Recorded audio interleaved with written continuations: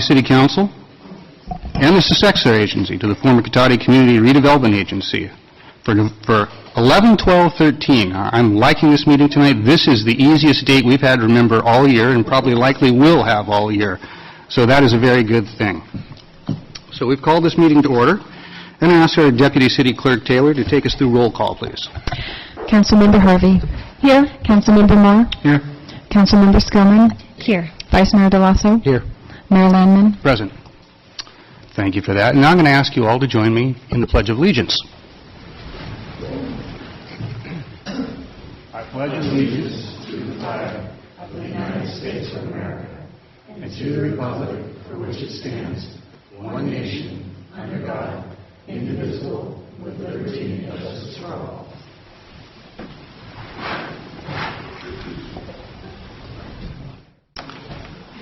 All right, we have not had a chance to look at our minutes from the last meeting, Council, so I will be asking to have those come to our next meeting. So,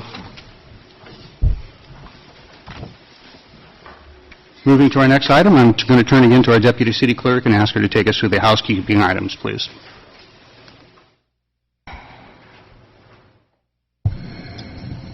Thank you, Mayor. For the benefit of everyone in attendance, we ask that we all please observe the following.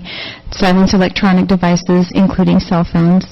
Audience members are advised that the chamber and hallways carry sound very well, so please keep conversations very low, or you're welcome to take them out to outside the front doors. Photographs or video recordings using tripods or other means that would be distracting are to be taken only from the designated media area along the west wall of the chamber.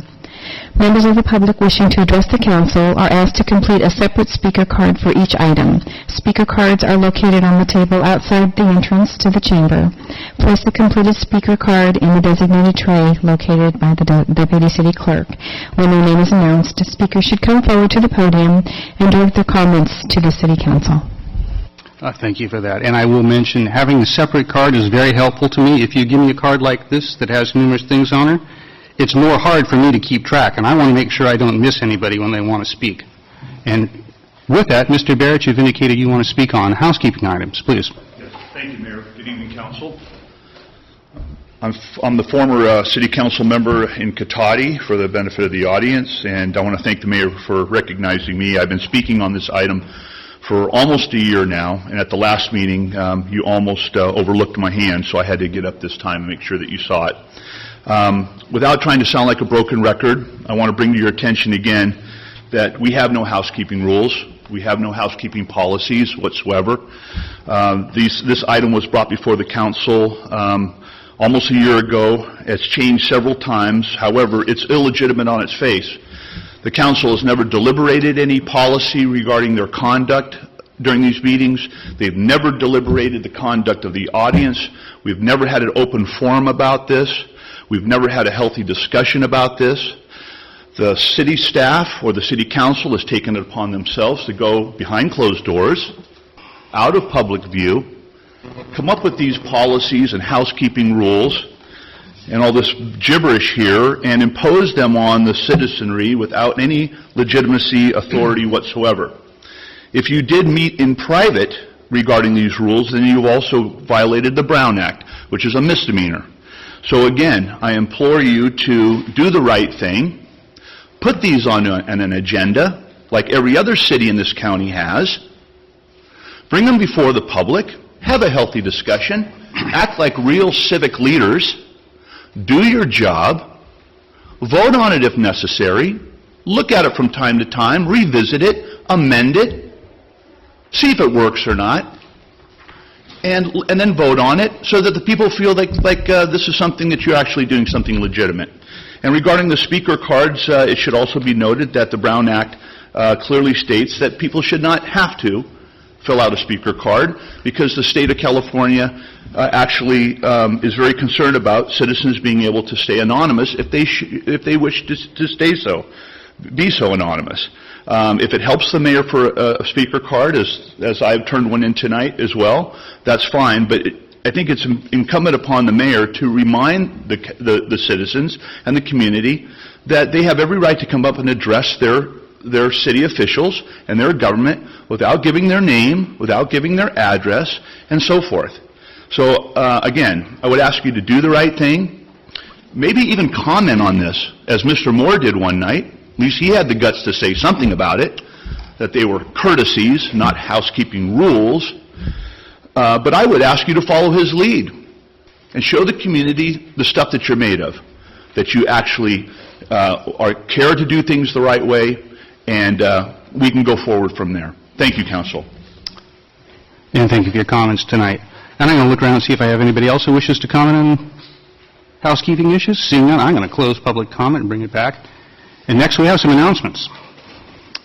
First, the Cotati Historical Society Museum is open regularly the second Tuesday of each month from 5 to 7 p.m. And for more information, you can call 707-794-0304. And if we don't keep you sufficiently entertained here tonight, it's open right now, and you can see it right now, too. So we have plenty of things for you to do here tonight, folks. Secondly, I do want to invite you to this year's final evening with the mayor. This has been a series of public meetings where I have a chance to have a conversation in a way that's a little more comfortable than what you can do at City Hall. And the third and last one for my term will take place Monday, November 18th at the Redwood Cafe. Would love it if you'd like to join me. Our paperwork does indicate that my special guest will be Congressman Mike Thompson, but that's not happening. He did join us last time, but not this time. It will be just me. But it will be at 7 o'clock, and I enjoy seeing you, and I enjoy talking to you. And with it, time to a very good part of this meeting. We get to do proclamations a lot here, but we have a pretty special one for Cotati tonight, and I'm getting kind of a kick out of it. And we're here tonight to recognize Oliver's Market on its 25th anniversary. So I'm going to start by, first of all, doing the hard work, and then we'll get to the fun stuff. I got to read this proclamation. Proclamation of the City Council of the City of Cotati, congratulating Oliver's Markets on its 25th anniversary. Whereas Cotati's local independent businesses help preserve the uniqueness of the city and give us a sense of community, and whereas Oliver's Market has been serving the City of Cotati and Sonoma County residents since 1988, a milestone of success deserving recognition. And whereas Oliver's Market is committed to playing an active role in the communities it serves, it supports local schools and nonprofit groups, and places a priority on filling staffing needs from our local neighborhoods. And whereas Oliver's Market has been recognized for its efforts in being environmentally responsible and has received awards from the Leadership Institute of Economy and Ecology, the Business Environmental Alliance, and the Sonoma County Green Business Program. Oliver's Market has participated in the Trees for Future program and aligns itself with green certified partners. And whereas small businesses are a vital part of any city or town, not only because of their contribution to the local economy and workforce, but because of their commitment to the community in which they do business. Now, therefore, be it proclaimed on this 12th day of November 2013, the City Council of the City of Cotati does hereby congratulate Oliver's Market on its 25th anniversary and wishes them continued success. Before I bring you up to this, do we have any comments from the council? Anybody like to? Vice Mayor DeLasso, please. Sure, I'd love to chime in. Always do, always talk too much, but here it goes again anyway. The first time I ran for council, I cannot for the life of me remember what year it was, but it was somewhere in the very early 90s or late 80s. And if I recall, just before I had gotten on, the existing council at that time had given a large loan to Oliver's Market. I want to say it was in the range of about $500,000, and I'm seeing a nod from Tom, so thank you very much. At least I remembered that much. And I think that shows, the commitment that the city still has. We'll have $500,000 tonight. We're not going there. But that they had way back when for such a viable business in town. And I just wanted to recognize that, the fact that it's been, wow, 25 years is a long time. I realize that. But we're hoping for at least 25 more and then beyond that. But it's, it's one of the more viable and respected businesses. And I was very pleased at the time, I wasn't on the council, that the council had done that. Because you guys expanded into, oh Lord, what was the name of that other business? Bonanza something? See, I'm old, but I remember little things, you guys. Okay, that's good. So anyway, I want to say my personal congratulations to you guys. Thank you very much for being here still. Any other comments tonight, council? just like to also congratulate you. It's been a pleasure having you within our community, and I too wish that you'll be here for another 25 years. So congratulations, and thank you for being here. Yeah, I'm looking at, before we bring you up, I'll share my comments. It's amazing, 25 years if we look, and I'm sure you're thinking about it, remembering how this started. Selling in a cart, selling vegetables. But even then, you were giving people something they wanted, fresh fruits, something at a good price, something they couldn't get, fresh vegetables at the time.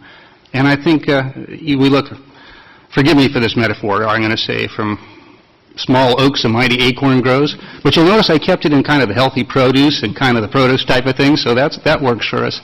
But if you look at that, I think the success that your store has had is largely because you give people what they want. You source things locally, you have a slightly greener outlook in how to do business, as well as providing goods and services that, frankly, people want at a competitive price. And that's the secret to success. You give the people in this community what they want. You've always done that, and I think that's a wonderful thing. So I'm very pleased to present this. I'm going to invite you up. If you have any comments first, if anybody would like to talk about this historic milestone, please feel free. You know, he works for you. You can make him do it if you want. Yeah, I usually do.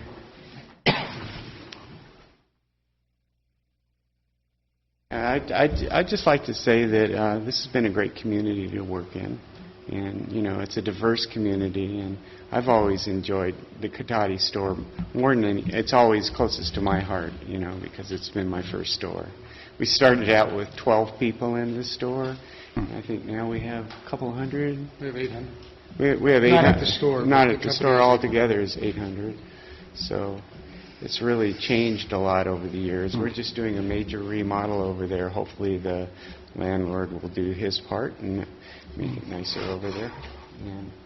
But it's been a great 25 years. Yeah, and it's a wonderful community. You know, you got the college, you got the students, the senior citizens, you got just such a variety of people here, the Social Security people, the rich people, and it's just been a really nice experience for me. So thank you. Yeah, I'd just like to pipe in. I think that the diversity in Cotati and and sort of the affinity for things outside the mainstream made our store possible and actually inspired a lot of what we ended up becoming. And so I think that Cotati is really at the soul of who we are, and it's very nice of you guys to do this for us tonight. Thank you. Our pleasure. Well, with that, now if you have anybody who'd like to take a picture, I'm going to bring this around and present it to you, and this might be the Kodak moment time. Staff would be happy to take a shot if you've got a cell phone. We don't carry our photographers with us. I have a cell phone. Okay. We'd be happy to take a shot. Come on. That'd be nice. Yeah. I have to start it up because I closed it down when you told me to do that. Oh, okay, yeah, that's great. Okay.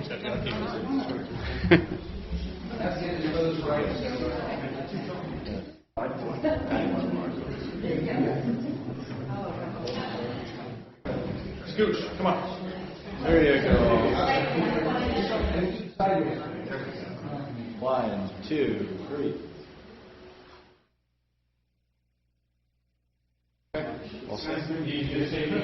I get like 3 of them, so. All right.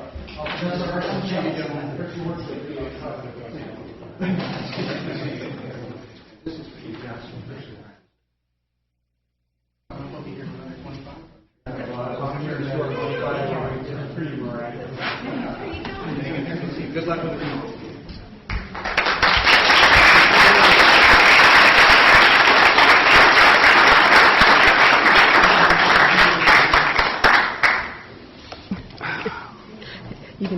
You can excuse them.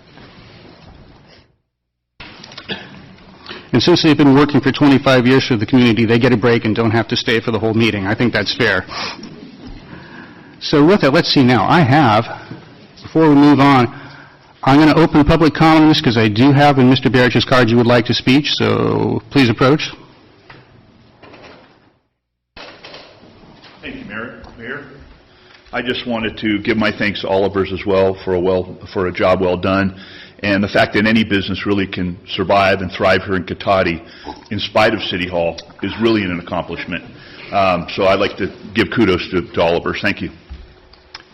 And thank you for your comments. And so we're moving on to City Manager's report. City Manager Thompson.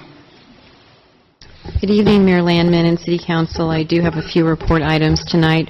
First, I wanted to tell you about a recent training that our Police Department cadets attended. And just as a reminder, cadets are our high school students interested in law enforcement who make an ongoing volunteer commitment to the City of Cotati. On Friday, November 8th, officers Eric Bilsich and B. Gallo took 8 police cadets to Camp Rendezvous at Camp Navarro in Mendocino County for the weekend. This trip was hosted by the Sebastopol Police Department and included cadets from the Sebastopol Police Department, Cotati Police Department, and the Civil Air Patrol. During the camping trip, the cadets participated in law enforcement scenarios and team-building activities, including search and rescue, felony car stops, and building searches. Officer B. Gallo said the trip was valuable to the cadets' training. They made friends with cadets from other agencies, as well as more firmly cementing friendships among their fellow cadets. In the past year, our cadets assisted with street closures for the Cotati 50th celebration and Kids Day Parade, and also the Little League Parade here in Cotati. And they helped the city of Sebastopol as well with their Apple Blossom Parade. And our cadet program is another way that Chief Parrish has creatively extended the reach of our police department, if you will. So along with our police reserve program, our cadet program is another way to kind of increase what our police department can do. Also wanted to let you know that Christina Montoya, who has been a temporary dispatcher in our police department for several months, maybe a year, was recently selected to fill a permanent dispatcher position. And this was as a result of a competitive recruitment process. Christina was the top candidate, and we're very pleased to have her on board on a permanent basis. And lastly, I just wanted to let you know that there's another business opening in Cotati in spite of City Hall, apparently. Last Saturday, a new Dollar Tree store opened in the Rancho Cotati Shopping Center, and their official grand opening will be this coming Saturday at 10 a.m. We just found out today, and they're hoping that the mayor and members of the council will be able to attend. And that concludes my report, and I'm happy to answer any questions. Great. Any questions for the City Manager from the Council? No question for tonight, but my congratulations to our new permanent dispatcher, Ms. Montoya. Well done. And I do have public comment. I'm going to open it for Mr. Barrett. You wish to speak on City Manager's report. Thank you, Mayor. We always do like to hear about new business starts in Cotati that the City Manager just brought to our attention. However, sometimes she fails to bring out the businesses that leave Cotati, like International Burgers, Masala Jacks, the list goes on and on. I think it would behoove the council maybe to ask the city manager, in all fairness, if she's going to be bringing up new business starts, to also bring out the sad reality of the businesses that leave, the businesses that have failed, and oftentimes because of City Hall and the restrictions placed under them. Also, I'd like to have the council ask the city manager what the results are of the construction project, Mr. Barrett, street project you're held on to West talking Cotati. about, excuse me, Yes. you're held to speaking about the items that she brought forward. Okay, let me ask you a question. No, no questions. You're Yes, held, I'm able to ask questions, sir. you are held to speaking about the items we're here tonight, which are specifically. I have the floor. and I'm Mr. gonna Barrett. I can ask questions about. And I Mr. have the Barrett. right to ask questions about the report under the Brown Act. I can ask questions.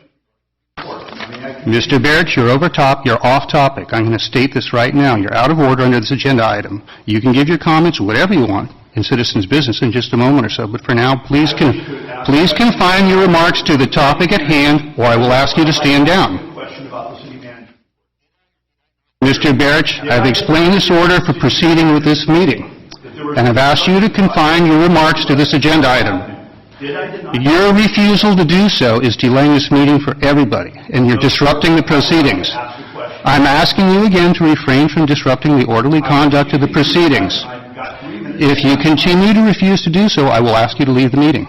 If you do not do so, I will ask Chief Parrish to assist in your removal from council chambers. No, sir, I will continue. Is Mr. Barrett, are you done? Ask a question about the city. Mr. Barrett, you're out of order. Either stick to what we're talking about here, what's the subject matter that were brought up, or stand down. I heard the city manager.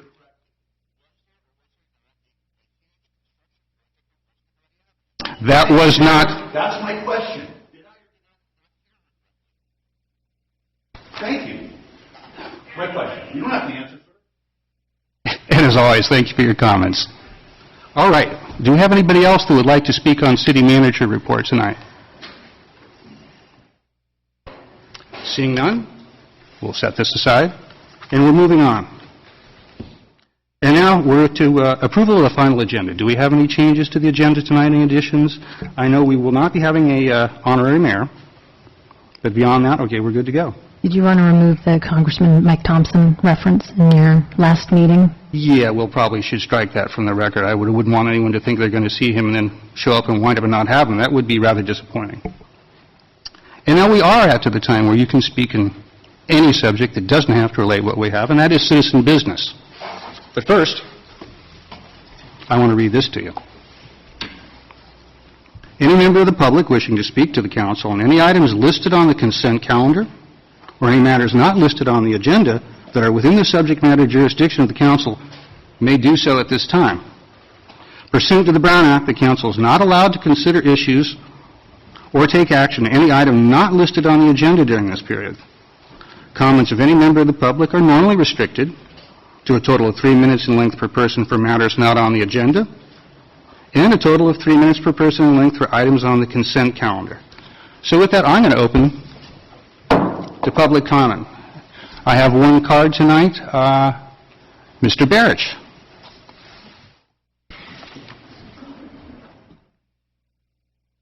Thank you, Mayor. The speaker card that I handed in tonight stated former Councilman George Barrett. However, for some reason, you refuse to acknowledge me as Councilman Barrett, even though weeks ago you promised me that you would, on the record, refer to me as Councilman Barrett. Now, months ago, behind Mr. Moore here on the board, the city proudly displayed the Cotati Vision Statement. It has not been returned. It has been removed for some reason. It spelled out the goals and the vision of this town, one of being that the town to do everything possible to stay sustainable. I'd like to know where the vision statement went and why that's not been put back up behind the dais. I'd also like to know why aren't we paying the city intern. We have an intern in the city manager's office. Why aren't we paying that intern a minimum wage? Why aren't we paying that intern a livable wage? The council has spoken about minimum wage, livable wage, and so forth, but however, we're not paying the intern either of those two things. And in fact, what's also interesting is that the city intern may be also displacing a public employee. And I think that's worthy of some discussion as well. 10 months ago, the mayor spoke that he was ready to unveil a completely new street design for Old Redwood Highway that 99% of the community would embrace and enjoy. I've been coming to these meetings for 10 months asking, where is this street design that the mayor is so fond of? Where is it? Do you have a clue, Mayor, where that street design is that we've heard so much about, that you promised to unveil to the community? When I went to your public get-togethers and I asked you, you didn't have an answer, but we'd like to find out an answer. At the last city council meeting, I sat in the audience, shook my head, nodded my head yes, nodded my head no, had a chuckle, but Mr. Deloso took it upon himself to publicly chastise me and publicly state that I was rude for shaking my head and expressing my First Amendment right, my civic right, to give feedback to my council through nonverbal communication. And the fact is, for you to say that it was rude of me to display any type of laughter or any kind of smile or shaking my head is completely inappropriate, and furthermore, it's clearly spelled out in the Cotati Code of Ethics, which you've all signed. You're not supposed to be taking any public attacks on members of the council or members of the public. No disparaging comments, but you continued to do that. Is that the time there, sir? That's the time. Thank you very much. Mr. Barrett, you wish to speak on consent? We'll do that at the same time now. I have you listed as items 2, 3, and 4. I'm That's going to consent. pass, sir. I took a look at them again. Thank you. Then thank you for your comments. And I have one more card from Gail Powell of Cotati. Welcome.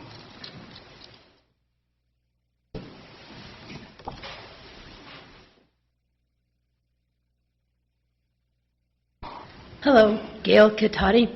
I'd like to thank Mark Landman so very much for the wonderful dedication that he presented the other day in the park for Bob Coleman. I thought your words were so thoughtful, and the rock is so beautiful. Thank you very much. Thank you for your comment, Gail. And I have one more comment. Mr. Carricker of unincorporated Sonoma County, welcome.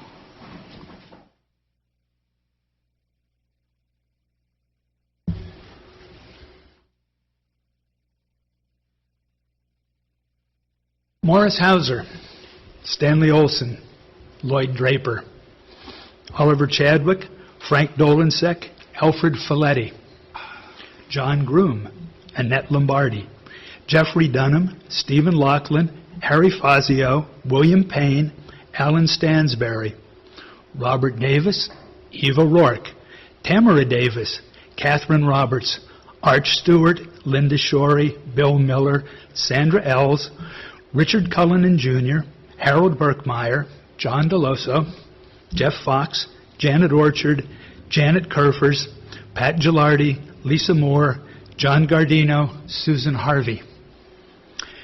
Those are 35 former Cotati mayors. If anyone in this room walks over to Veterans Memorial Park, those are mayors they will not see memorialized on stone. There are also hundreds of Cotati veterans who are not mentioned. Only one is. That essentially turns a public park into a private shrine. And I'd like to know who on the council authorized this. What city staff authorized it? What, if any, costs were incurred? I've heard no discussion whatsoever about this, and I find that upsetting.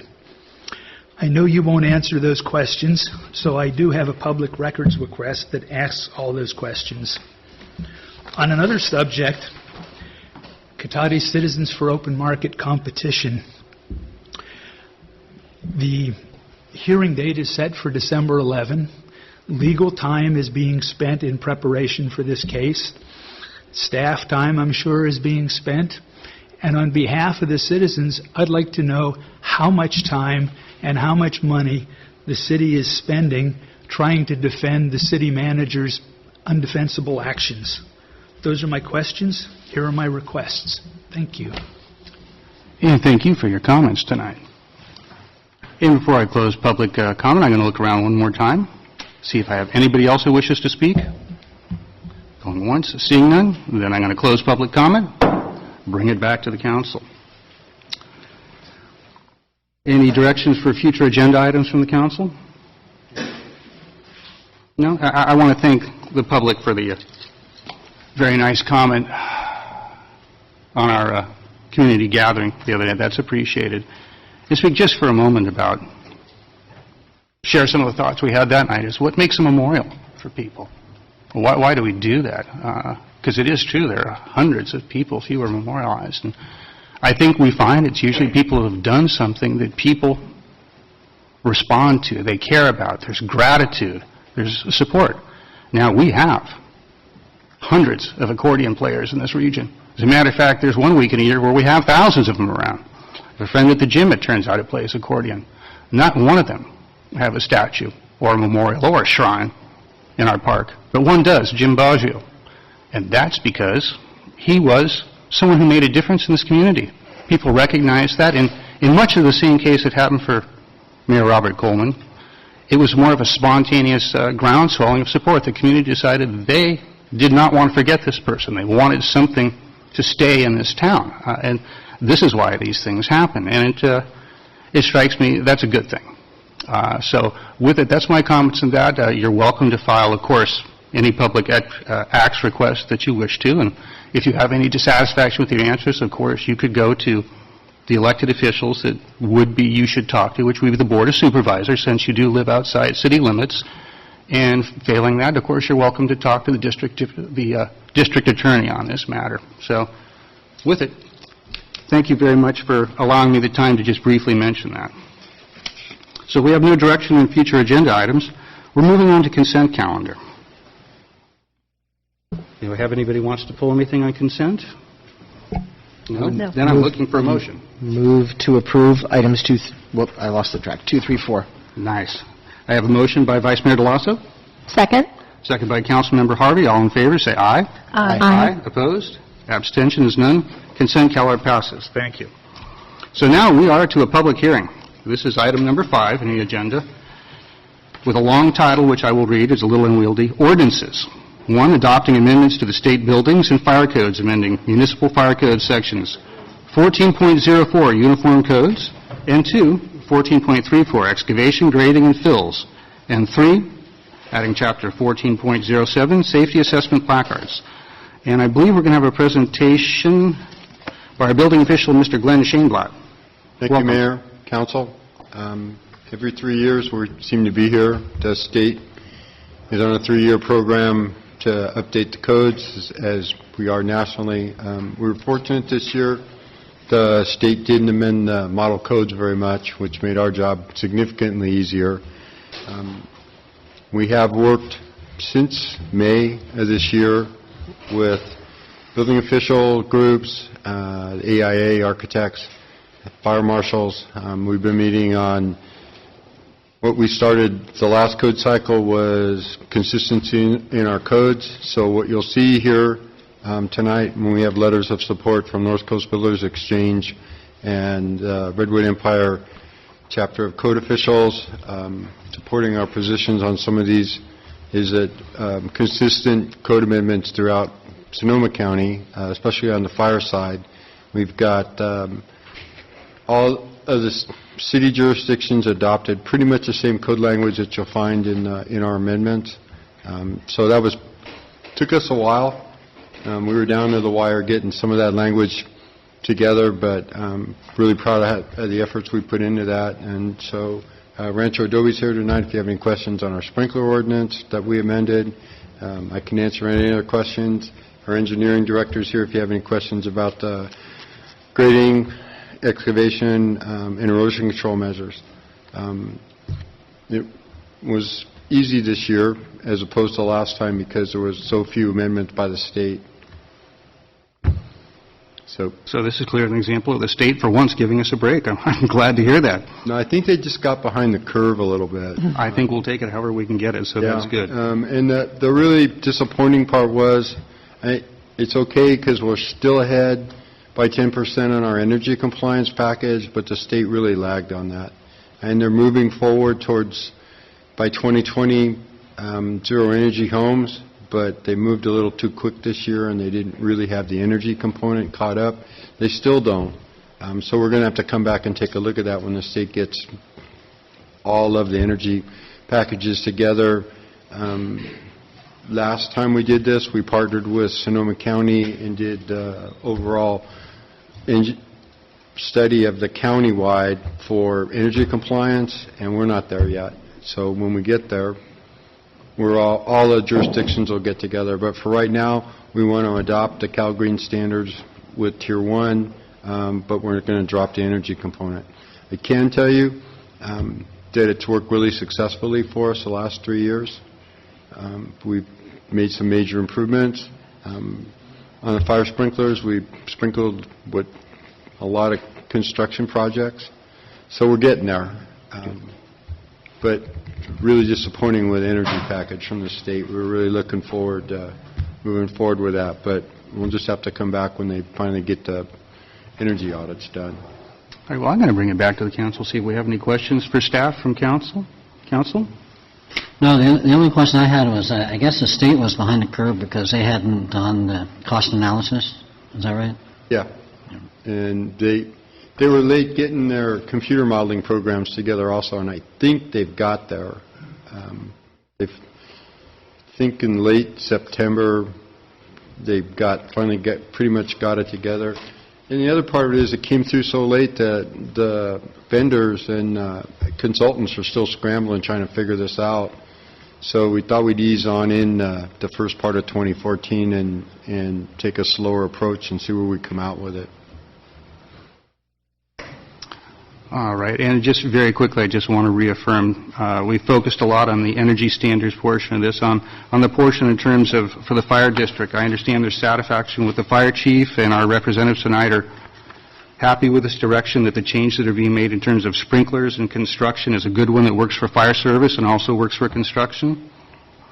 For the record, I'm seeing head nodding from our representatives. Steve Davidson attended a lot of the sprinkler, well, that's pretty much what we focused on, a fire prevention officer. So Steve Davidson and Bill Adams were both at the meetings. We met with Chief Trainer a couple months ago, went over the proposed changes. Chief was happy with it. Sonoma County Fire Chiefs have signed off on the language that we proposed. I mean, we put a lot of effort into this one. Excellent. Well, I thank you all, especially Chief Davidson. Thank you for being here, and we appreciate the effort on this. So I'm going to take this to public comment, see if I have any comments on this particular item. Opening it up, and seeing none, I'm going to close it and bring it back to the council. So, unless we have any further discussion, we have two ordinances to adopt. I will ask our city attorney, two separate ones, or can we do this in one pass? Would recommend that you do each of the ordinances separately, please. Very good.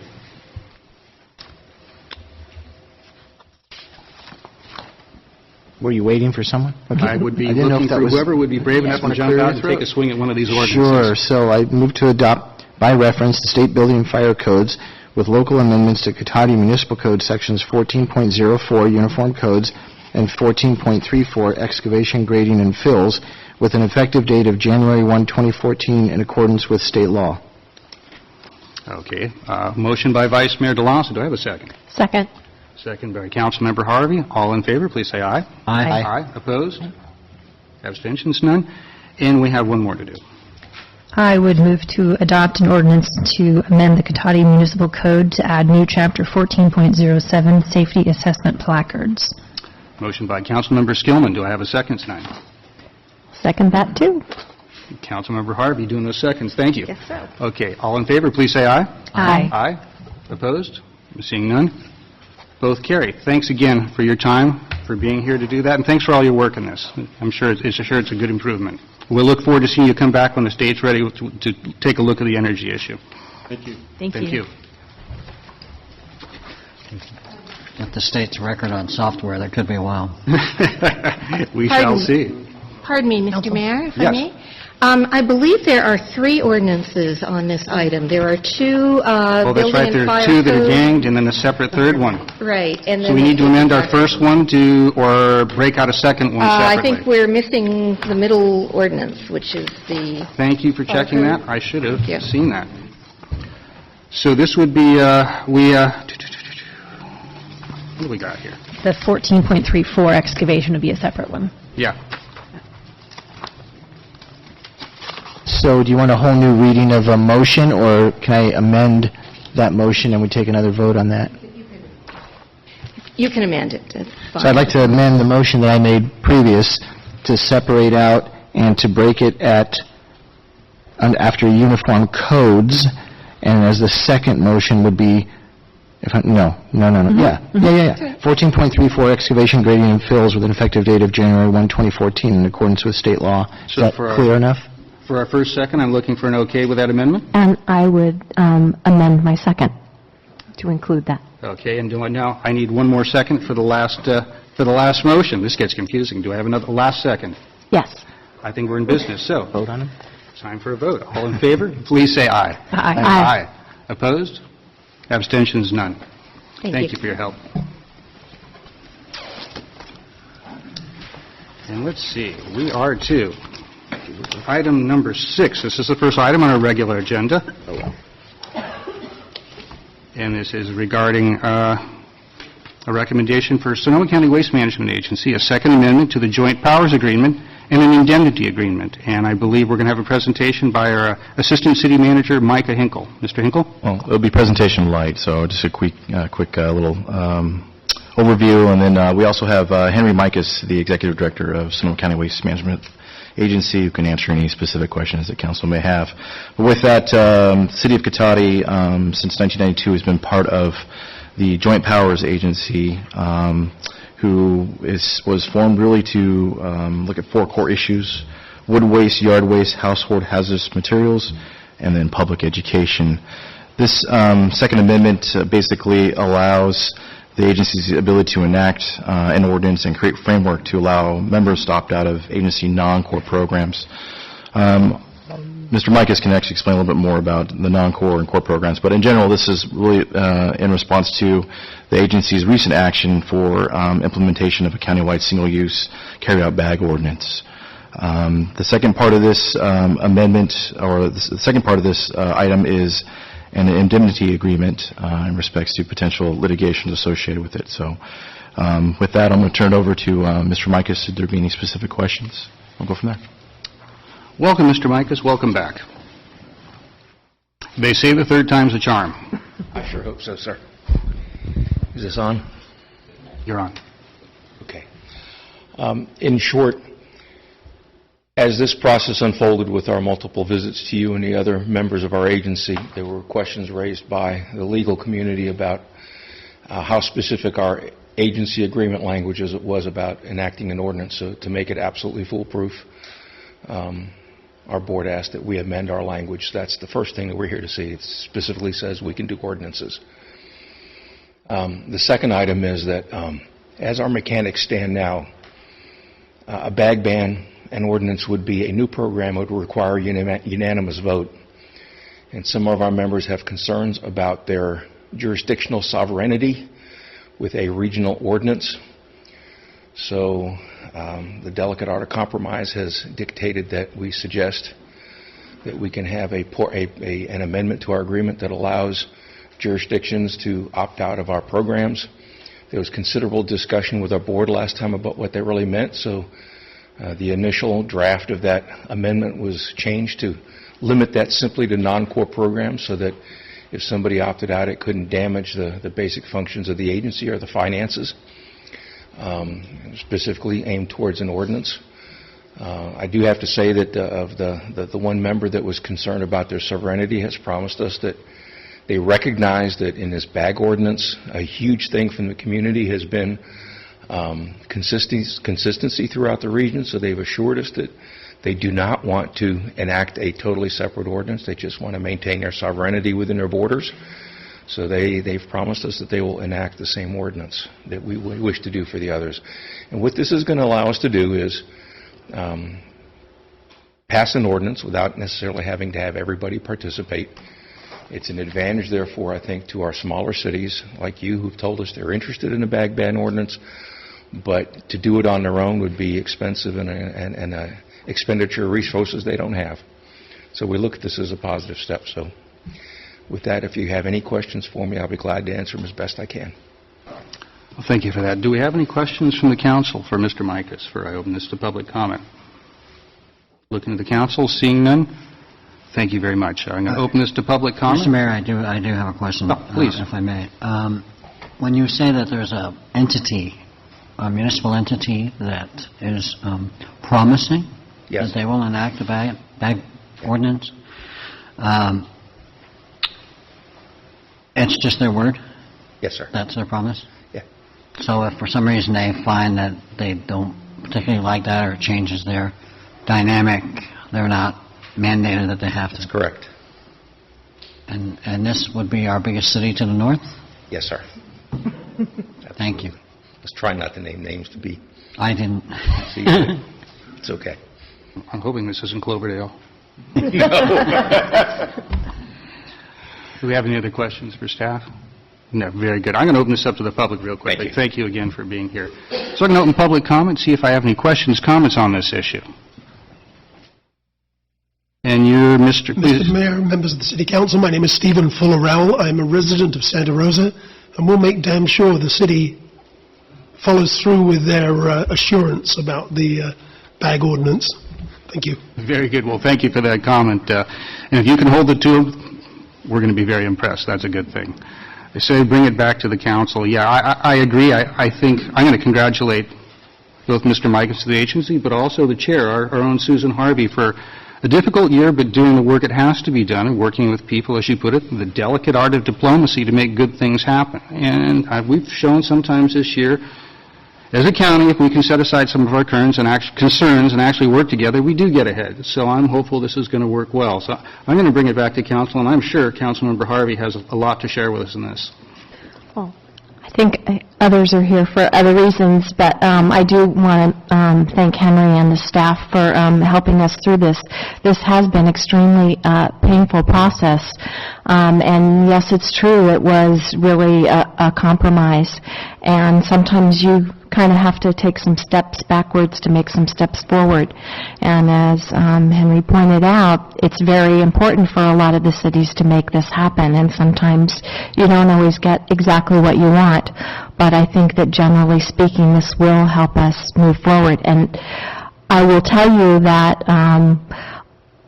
I have received a lot of email and a lot of phone calls on this particular subject. It's one of those hot subjects from people all over the county.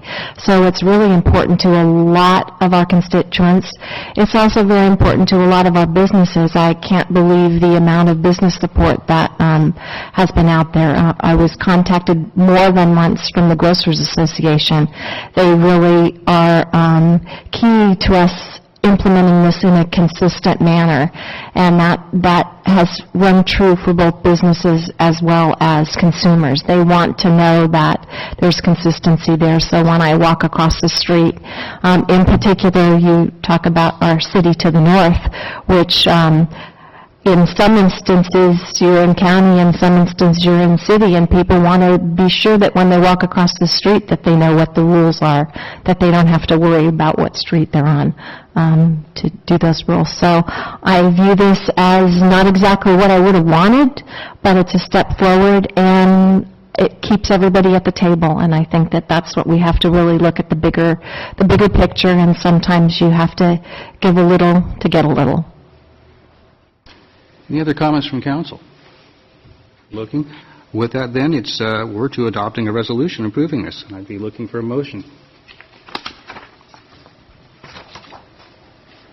I'd like to make a motion that we adopt a resolution approving the Second Amendment to the Sonoma County Waste Management Agency Joint Powers Agreement and an indemnity agreement with the Sonoma County Waste Management Agency.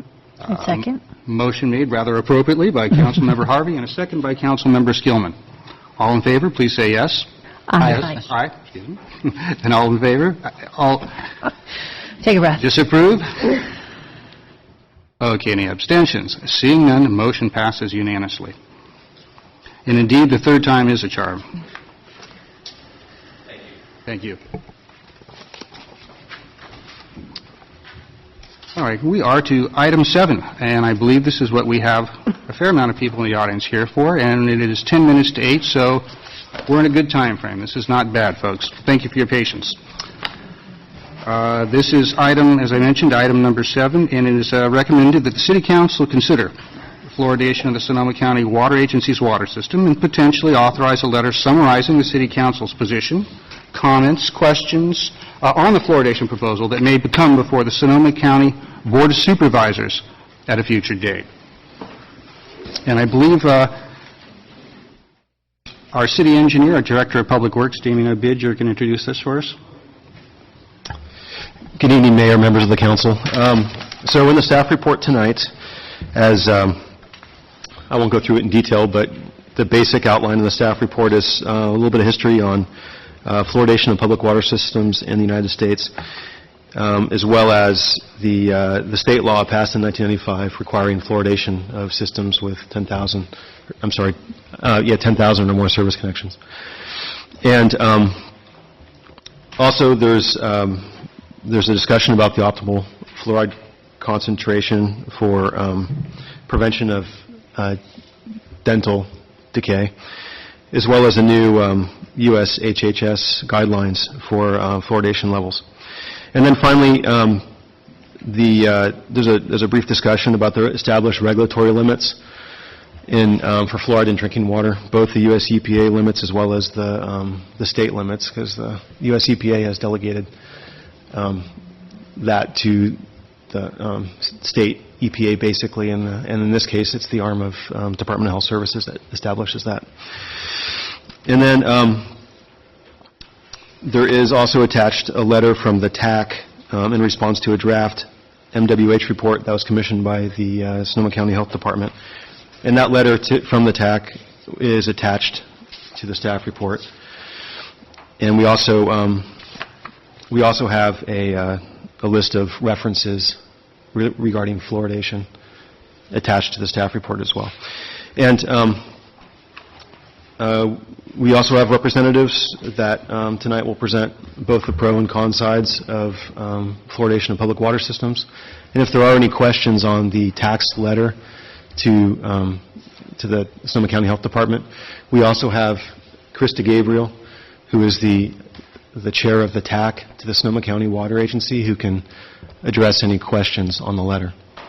Excellent. Thank you very much. Well, let me clarify a few things for people. This is just a normal council meeting, so we'll follow the normal council procedure. We'll start with a presentation. We'll allow our proponent to go first, and we'll give them, the only difference we're going to give them a little more time than 3 minutes is not exactly an equitable time frame to try and make a position on an issue this complex. So I'm going to give you 20 minutes, and I will do the same for the opponent who will follow. After that, I will certainly bring it back to the council for questions on the presentation. Then we'll open to public comment, and this will be the time for you to make your comments, questions, and whatever you wish to share with us, at which point then we'll come back to the council for discussion and possible direction. Before we get any further, though, I would like to thank, first of all, our folks from Department of Public Health, Kim Caldaway, who is here, as well as Rita Scardacci. Thank you very much for taking the time to be here. And I'd also like to thank Stephen Fuller-Ruel, as well as Dr. Richard, make sure I get this right, Shamus? Shamus. Thank you both very much for making the time to be here, as well as Krista Gabriel, who is doing the classic move I always do and sitting in back. That may get you out of trouble. I think that's a good idea. Thank you for making the time to be here. I know how busy all your schedule is, and we appreciate your efforts. And I will thank our Board of Supervisors who made the effort to help arrange this for us, too. Our Representative David Rabbit did work to help arrange this on kind of short notice. So everybody, thank you for coming through on that. Before we get started, I just want to say something. This goes without saying, but this is, of course, a strongly felt item, perhaps for some people. As various speakers are speaking, some of you may agree very strongly. Some of you may disagree very strongly, and that's fine. All I ask is that we behave in a civil manner in an atmosphere of mutual respect. We've shown we can do that numerous times, and that's what I'll ask for all of you to do tonight. So I would ask this, in the interest of time, you might hear something where you want to clap, or you might hear something where you want to boo. I'll ask you not to do either of those, because number one, it takes time, it interrupts the speaker, but number two, it also tends to intimidate a speaker, and I want everybody, regardless of what your view is, to be comfortable talking here tonight. So if you like something you hear, and you want us to know it, you can nod your head, you can give us a thumbs up, or you can do the classic hand waving. That's fine. If you don't like it, you can shake your head no, you can give us a thumbs down, we'll see that. But let's not interrupt the speakers, because I think that's the best way to do this and have a civil discourse. So with that, I'm going to welcome Kim Caldwell. Are you going to be the primary presenter? Welcome tonight. Thank you, Mayor. Nice to be here. I have that we produced as part of education, so I'd like to just read it. As for the microphone, yeah, thank you, it's working. Yes, my name is Kim Caldaway. I work for the Department of Health Services. I am trained as a master's in public health, and I'm a licensed physician assistant in the state of California. I've worked for 15 years for the department and had many varied and wonderful opportunities to serve the community. I'd like to talk tonight about fluoridation and a little bit of background about how do we get to the point where we're actually discussing fluoridation with you. Forward is spacebar. Thank you, Stephen. Wonderful. So, but how do we go back? Is it back this way? Yes, it is. Okay, great, thanks. I'm going to use the arrow key. I'm more familiar with that. Wonderful. So, in 2009, the department worked with a couple of different community partners to conduct a survey. It's called the SMILE Survey, and several hundred school children, third grade and kindergartners, were assessed by a dentist. And some of the findings on those dental assessments was that poor dental health is a leading cause of preventable illness for children and adults in our community. Children in predominantly low-income schools, as you'll see over there on the right side of the graph, suffer dental decay twice as often as those in schools with wealthier children that you see on the left side of the graph. Even in the wealthiest schools, 1/3 of children have dental decay, where 2/3 of children in schools with predominantly lower-income children and 2/3 of Latino children have dental decay. 1 of every 5 low-income children found in that survey needed urgent or early care. There are risks to children of dental decay. Every day, 10 to 12 children in Sonoma County receive surgery under general anesthesia, which does indeed have some risks, to treat severe dental disease. This is at the Pediatric Dental Initiative Surgery Center. Others who do not receive care develop pain, abscesses, they can miss school, and some suffer lost teeth, permanent lost teeth. These are real and daily health consequences of dental disease on children that can and we feel must be prevented. They are real and constant dangers. They are not hypothetical. There is a risk to adults as well. This is something that's not talked about a lot, but dental disease is a serious problem for adults. 1 out of 3 elderly adults has no teeth whatsoever. I know my mother at the age of 50 had all her teeth pulled due to not having enough money to really take care of her teeth as an adult. Tooth decay has caused this Santa Rosa resident to lose most of her teeth. She's a college-educated resident who offered us her story. Tooth decay caused her to have some serious heart infections twice because the abscess in her teeth went straight to her heart. She lost teeth, 7 teeth eventually, which could have been salvaged.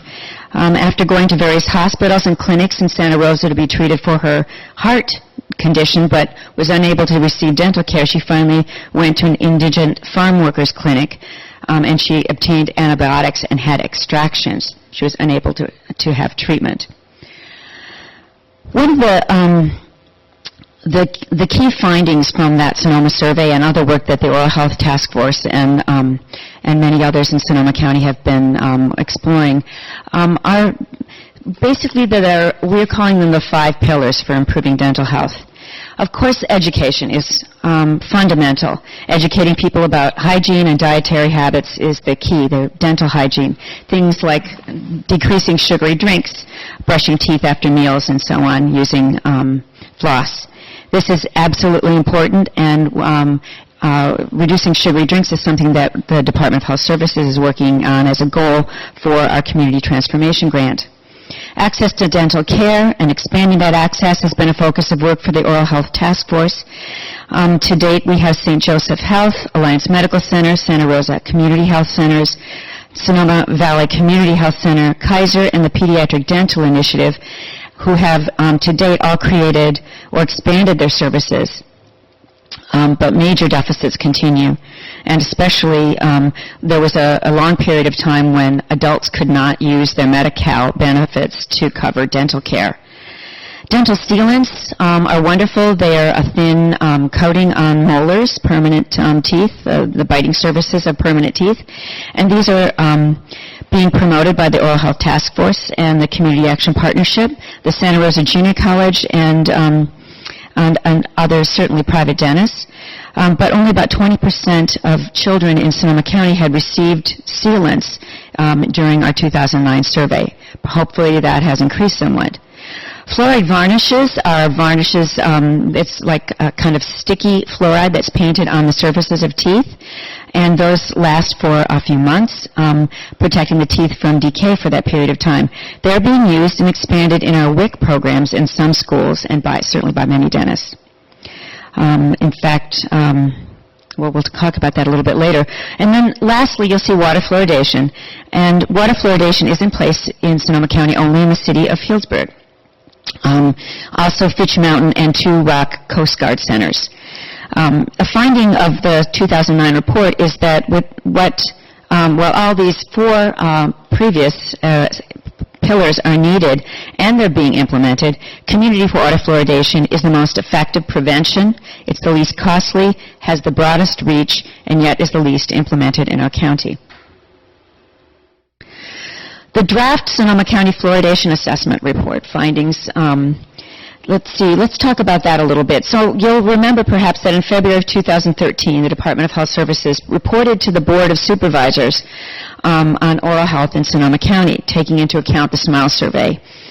We presented findings from that assessment and another one that included a review of the various oral health situation in the county with a preliminary analysis of the Sonoma County Water Agency's water distribution. Mainly that was the report that was just a first look at what fluoridation might, where fluoridation might reach in Sonoma County if the Sonoma County Water Agency's water was fluoridated, as a hypothetical.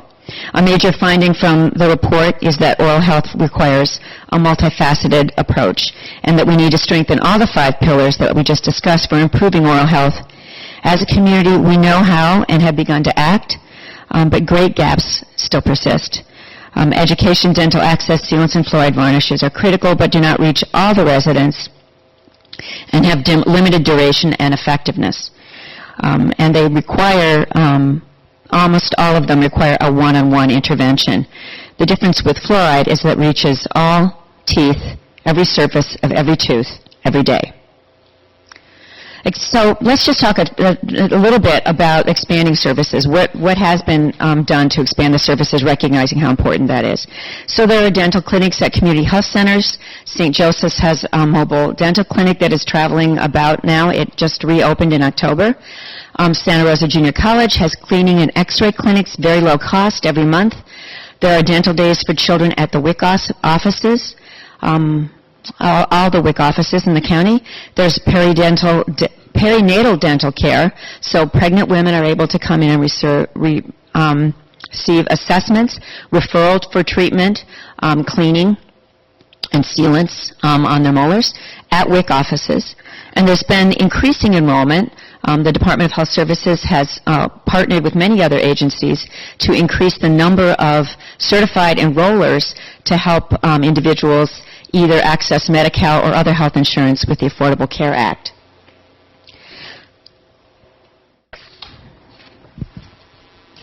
Fluoride varnishes have increased somewhat. Access to fluoride varnishes to children, as we mentioned, is happening for low cost at WIC Dental Days, community health centers, the mobile dental vans, and Medi-Cal dentists. And certainly private dentists are applying fluoride varnishes for children, for those who have health insurance as well.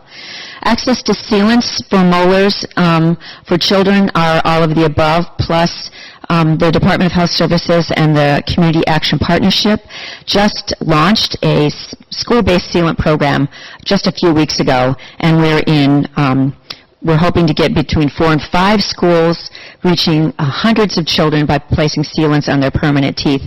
These are for 3rd graders and 6th graders. So when the first molars come in and when the second molars come in, and we're hoping to see a lot of progress in the future, expanding this program to other schools in the county. So the health education piece, I didn't start with that, but this is major for the Department of Health Services. We have launched a Healthy Teeth for Healthy Life campaign. I've passed around some of the posters, or the council will be able to see some of the posters that we've created. We have done bilingual outreach. We're using presentations, the website. We have a Facebook page that's dynamic. We update it every 2 to 3 days. The posters are bilingual, and I have brochures that I'd be happy to leave here that are in Spanish and in English. We developed some of these materials after doing some focus groups with parents of children, English-speaking focus groups and Spanish-speaking focus groups, to really understand what messages make sense. And we heard some very interesting things. We heard that parents want to learn about what to do, not what to avoid so much, that they wanted to see images of multiracial families rather than one race or another. They didn't want to feel targeted either by being low income or targeted by their membership in the Latino community. And so some of the key messages that they pointed out that they felt were important were about toothbrushing and flossing, exactly how to do that and how often, how to decrease sugary drinks and foods. They were interested that regular dental visits should begin before the age, well, at least by the age of 1. Some of them had never heard of fluoride varnishes or sealants for molars because they'd never accessed those services, and they really wanted to find out how to access low-cost dental care. So you'll see that in our brochures. Here are a couple of the posters. We had, our posters were developed using community members. Some people, as they see these posters, will recognize children of their friends and cousins and neighbors. And these are the English posters. You'll see there's a lot of white space, a lot of color.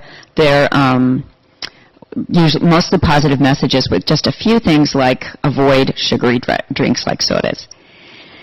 So let's just talk a little bit about fluoridation, because of course that's what the council and public are here to learn a little bit more about. So a second major finding of the report that was delivered, the draft report that was delivered in February of 2013, is that community water fluoridation is safe, effective. It's an intervention that reaches everyone without discrimination based on income, education, or race. So let's talk about fluoride a little bit. Natural. Fluorite is a natural mineral found in rock formations and soil, and is the main source of both natural fluoride, water, and commercial fluoride. You probably already know, because you've been reading your background documents, that fluoride is naturally present in water. In the oceans, the fluoride level ranges from 1.2 to 1.4 parts per million, or milligrams per liter. They're the same conversion. They're the same measurement.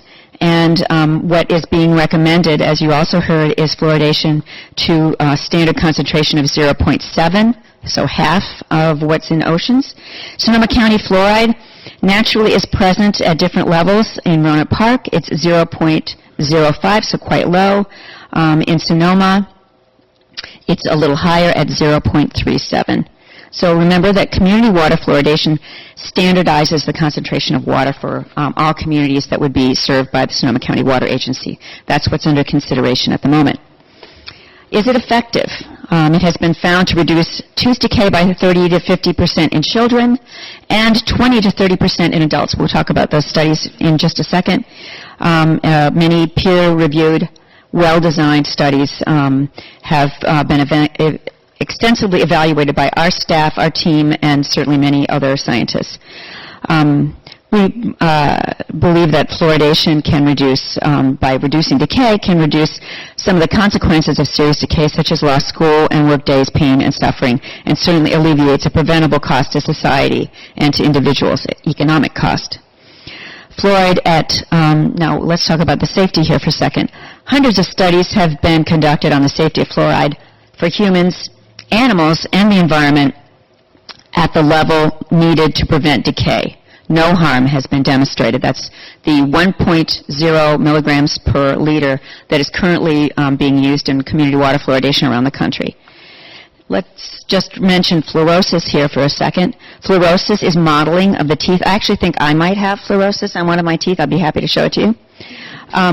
It is very mild, or it may occur in the very mild or mild form at 1.0 parts per million or milligrams per liter. It is usually noted only by dentists and only when they're taking photographs of teeth, such as for orthodontia. It has no functional impact to have mild fluorosis.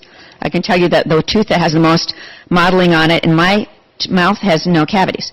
It's one of the few. Experts in fluorosis, such as, I'm going to cite Professor John Warren in Iowa. His study is shown on many fluoridation sites that say that fluoride is bad. You might see it on Fluoride Out or Fluoride. Different sites that want to get rid of fluoride. But in fact, we contacted, just an example, we contacted Professor Warren and said, gee, you're being cited on all these websites as saying that you're not in favor of fluoridation, yet the studies that we're reading don't draw us that conclusion. And he wrote back and said, I'm absolutely 100% in favor of fluoride, and I think it's a no-brainer. He said, in quotes, any reasonable person would draw the conclusion that if you had to compare the risk of possible fluorosis to serious decay, you would have to choose in favor of possibly living with mild fluorosis so that you could prevent serious decay. And then let's talk just about the environmental safety. There is no evidence that community fluoridation at the level that we're talking about, 1.0 parts per million, pollutes waterways or harms wildlife. Fluoride pollution does exist. It's at very high concentrations from industrial processes such as coal burning, but not water fluoridation at the community level. The impact on fluoride levels in rivers is extremely low. It's well below the naturally present variation in Sonoma County. Fluoride at concentrations used for water fluoridation is not corrosive to pipes because the water, after it leaves the water agency, is always appropriately monitored for the proper acidic balance. And then the question about, is it increasing? Fluoride benefits have continued to spread. You'll hear some talk about how it's being banned in Europe. It's not spreading, it's contracting. In fact, California law, as you've heard, now mandates that water systems over 10,000 connections, if money can be found, are be fluoridated. And right now, 58% of people receiving public water in the state of California, 58% are receiving fluoride in that public water. That's up from 28% in 2006. So in 7 years, it's almost doubled. And nationally, fluoridation continues to expand. Now 74% of the population of the United States using public water. In 2010, this has changed in the last 3 years, or approximately 200 million people are taking fluoridated water daily, and it is used in 25 countries. Some of the reasons that fluoride has not been used in other countries has to do with putting it in other products or finding that they had enough fluoride in the background, and there are various other reasons for that, which we can talk about if you like. Okay. So, just like salt, we'd just like to draw an analogy. Fluoride in high concentrations is not good. It is unhealthy. We do not recommend taking fluoride in a high concentration. That would not be good for your health. But if you have too little fluoride and you're exposed to sugar and starch and other products of our daily living here in the United States and Europe and other countries, then you will not be protected against dental decay. But the right amount of fluoride can provide a very significant reduction in dental decay. The Institute of Medicine has a dietary reference recommendation for fluoride, and they, in other words, the Institute of Medicine has determined that no fluoride is not adequate, that there is an adequate daily intake, and there's a maximum intake. So for males, the adequate intake they recommend is 4 milligrams per day from all sources. Let's see. So a tiny bit background for tooth decay. There's enamel on the teeth. Perhaps everybody knows this. Then acid, the acid in your mouth changes when you eat starches and sugary foods. Starches break down to sugar. Starches are, everything from potatoes to bread to rice to, you name it, pasta, as well as sugary beverages, tea with sugar, and on and on.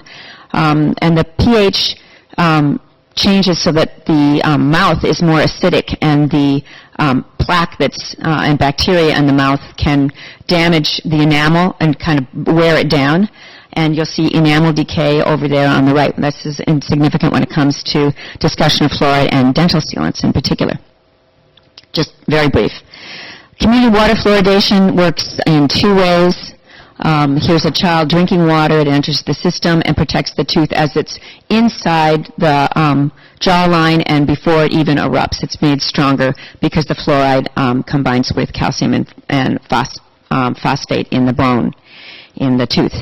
But you'll see that young girl, she grows up and she drinks fluoride and she has the change in her mouth.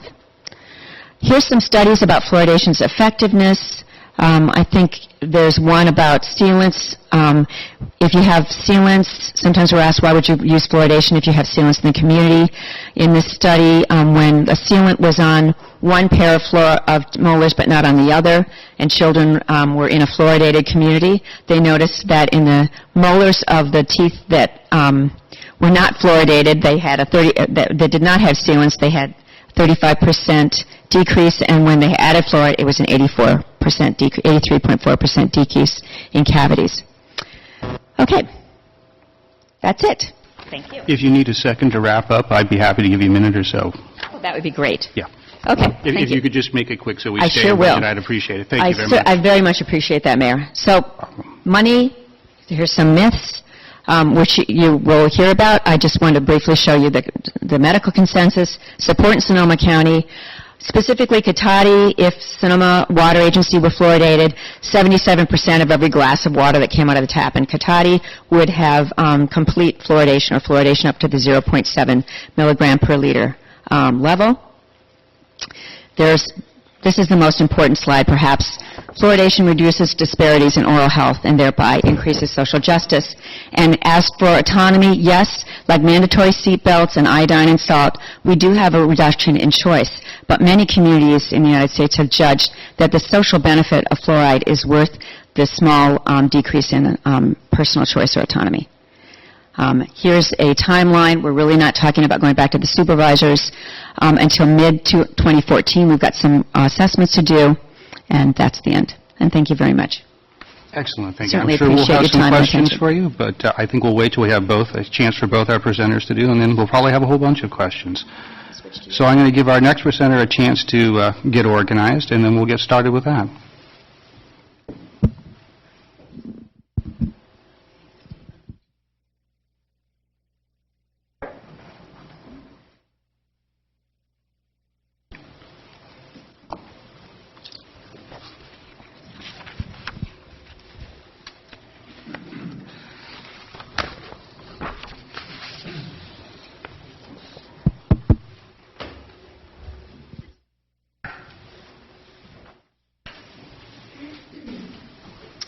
Mr. Mayor, members of the City Council, before I introduce us, I'd like to say two things. First off, I'm coming off a bout of laryngitis, so I hope my scratchy voice and my strange accent don't make it difficult to understand me. Also, I would like to thank you for being the first jurisdiction in Sonoma County to give equal time to this contentious issue. It was a recommendation of the Sonoma County Grand Jury. We appreciate that. We hope it sets a trend and other jurisdictions follow your example. My name is Stephen Fuller Rowell. I've been a resident of Sonoma County for almost 30 years. I'm a co-founder of the Sonoma County Water Coalition. I'm active with a number of organizations opposing fluoridation. However, I live in Santa Rosa with my wife, my daughter, and my granddaughter. And this evening I'm not representing anyone, except I'm speaking as a grandfather who drinks tap water. My co-presenter is Dr. Richard Chalmers, who's a Cotati physician who is uniquely qualified to speak on this subject. He's a specialist in endocrine health. He has done much research on the effect of things like fluoride on the thyroid. He also has degrees from Harvard and Penn State. Our presentation borrows much from the presentation given to the Davis City Council in September that led to a 4-to-1 vote of the Davis City Council opposing fluoridation. That followed hard on the heels of a vote in Portland to oppose fluoridation. There seems to be something about university towns, university cities, Portland, Davis, maybe Cotati, they have something in common. And I think that's educated voters educated decision makers who can see beyond the alphabet soup of endorsements for fluoridation, who can read the reports, make decisions for themselves, and decide what is the right choice to make. The definitions of safe and effective change over time. We'll remember DDT. We'll remember doctors in white coats endorsing Lucky Strike cigarettes. The City of Cotati, as your Director of Public Health has pointed out, Director of Public Works has pointed out, City of Cotati has fewer than 10,000 connections.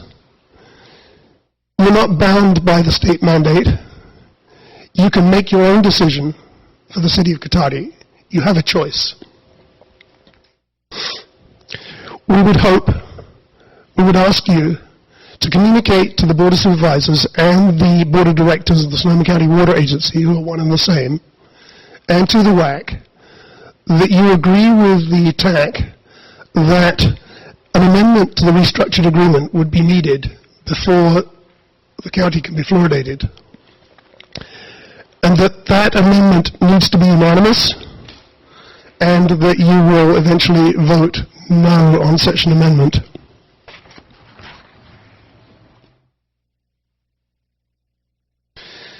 We agree with much of what Ms. Calderway has presented. We agree that dental health in Sonoma County is inadequate, particularly since the economic slowdown in 2006 when many people lost their dental health coverage. Prevention is key, and we also agree with the Center for Disease Control that topical fluoride treatments are effective. What we disagree on is whether it's effective. We also disagree on whether it's safe, and Dr. Shamas will present information in that section of his presentation, which will be the second and third quarters of our presentation. Then I'll come back and speak about public policy issues at the end. We also disagree on pharmacological concerns. We also disagree on the medical ethical concerns. We do not agree that this is just like seat belts. We do not agree that fluoride is just like salt. We also disagree on the economic and practical inefficiencies.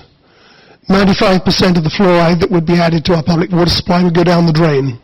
It's not an efficient way to deliver medication. We also disagree with the Public Health Department that it's a toxic pollutant. The EPA has designated it as a Class 1 hazardous substance. We'll also speak about the impact on local policies, how fluoridation would undermine existing commitments and policies in the county.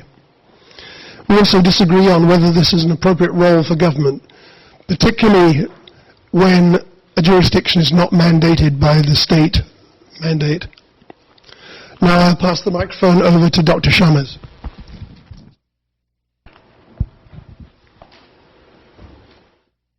Mr. Mayor, members of the council, it's a pleasure to be here. I am a medical doctor. I've been practicing for over 35 years. I have an office several blocks away from here, here in Cotati, and I've raised my 3 children, along with my wife, in Sonoma County and in Marin County earlier. Excuse me, Dr. Shamas. I'm sorry to interrupt. Could you please speak into the microphone so that we can record? I'll be glad to. As a medical doctor, I am very interested in children's teeth.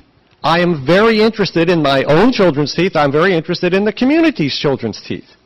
And I have heard many presentations like the one we heard today, and I was a believer. I said, wow, this is terrific. It does a great deal of good, and it doesn't cause any harm, and I'm all for it. And there was nothing I learned in medical school to make me think otherwise.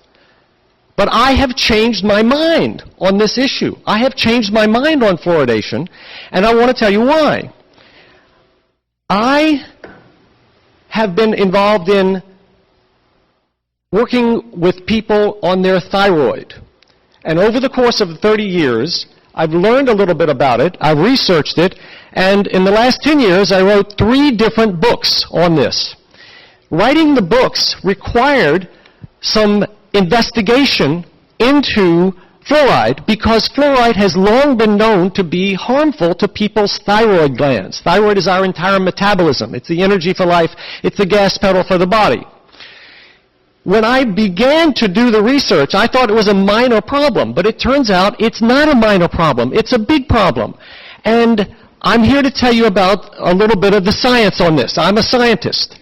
I spent some years at medical school working on science projects. I was at the National Institutes of Health working on science. I know good research and I know bad research. I want to tell you about some of the good research now. The fluoridation chemicals. Let me tell you some of the basic facts.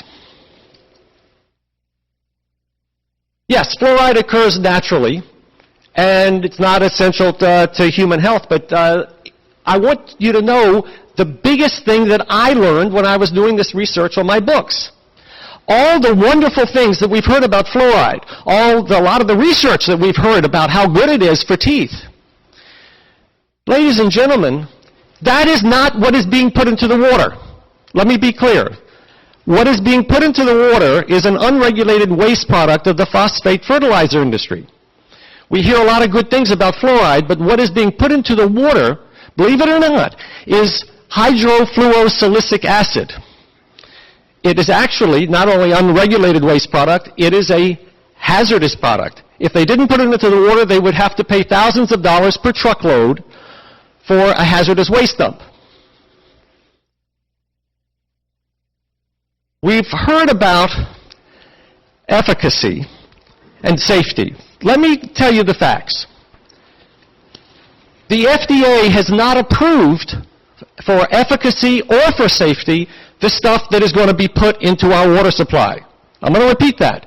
The FDA has not approved for safety and for efficacy what is being put into the water supply. Your vote about we're going to dump this into the water, this toxic waste product from the smokestack scrubber apparatus of the phosphate fertilizer industry has not been approved.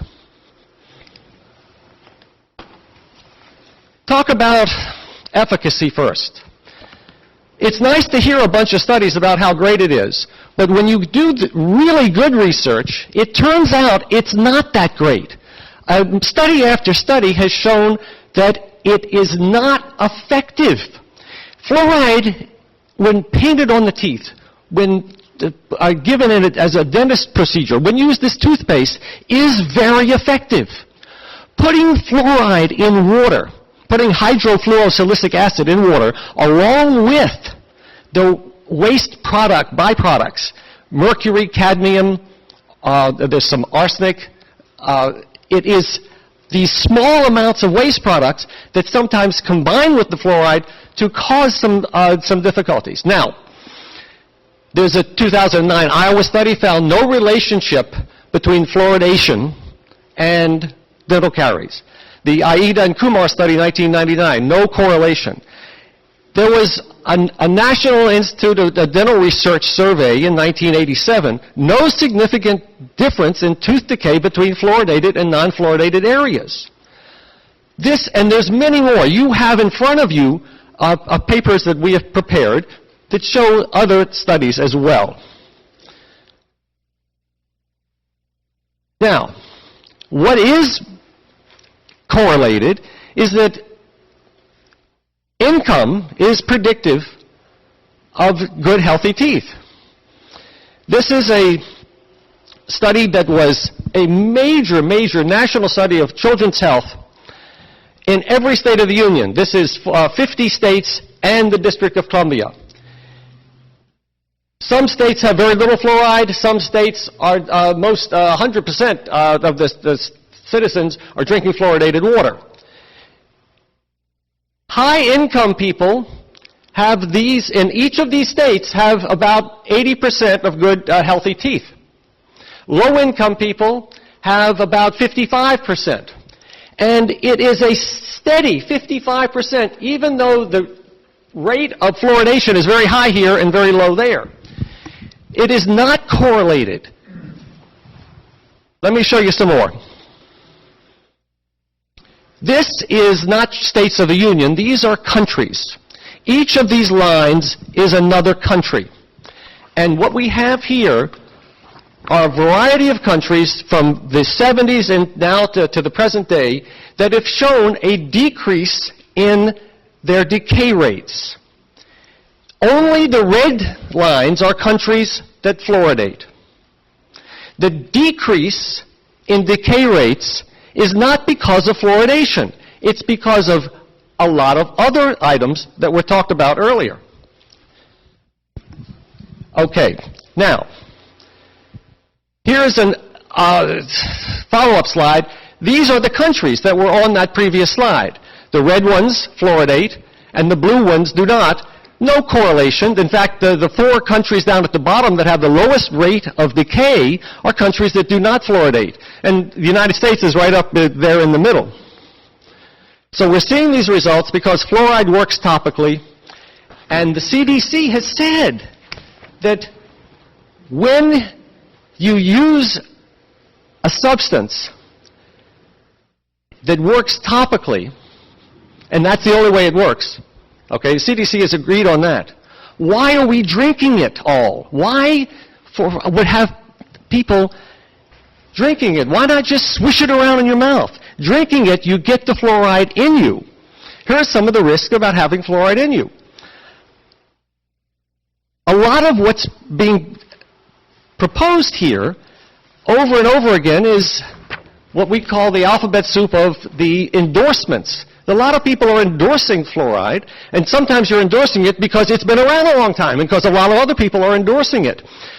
This is 1,500 engineers, scientists, lawyers, doctors at the Environmental Protection Agency who have said they don't think fluoride is a good idea. It's linked to some problems. It's linked to cancer and genetic damage and neurological impairment. And these are not fluorophobes. These are not people running around with long hair carrying pickets. These are people who are on the Environmental Protection Agency who risk their jobs to come through their union to say, look, the edict from on high that it's supposed to be so great is not borne out by the science.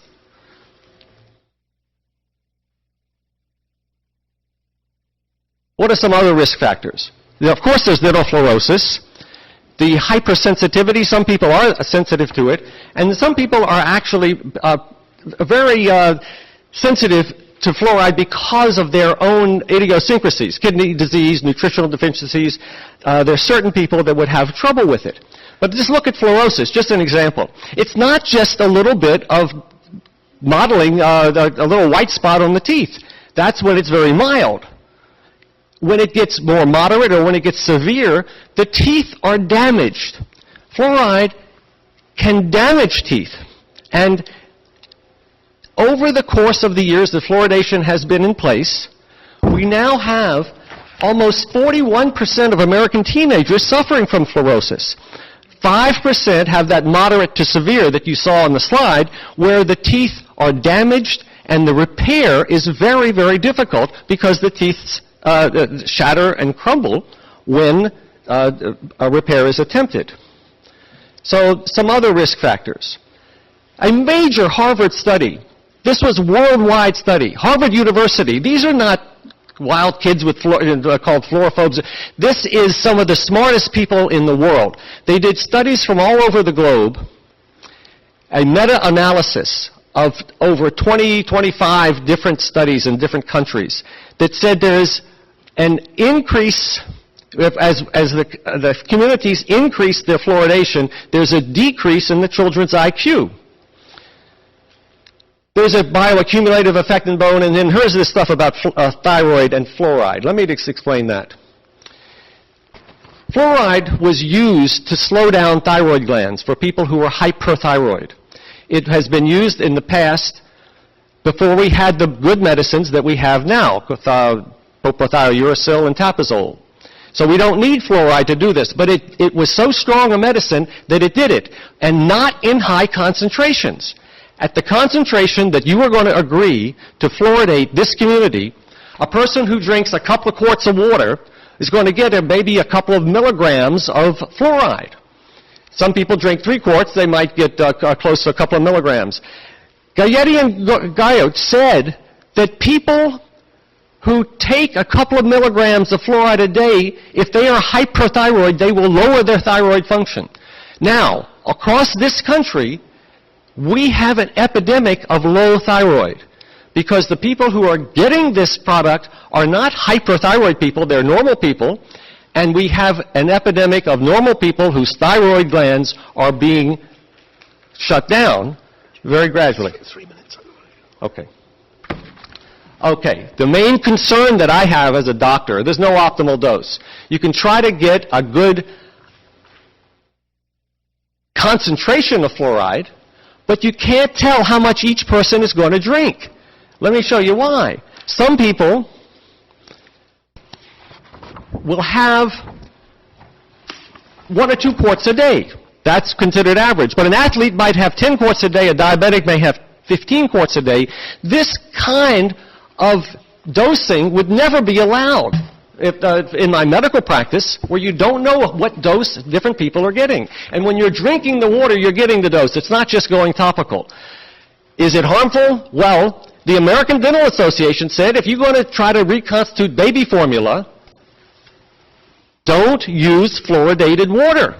It's bad for the babies. This was in November 9, 2006.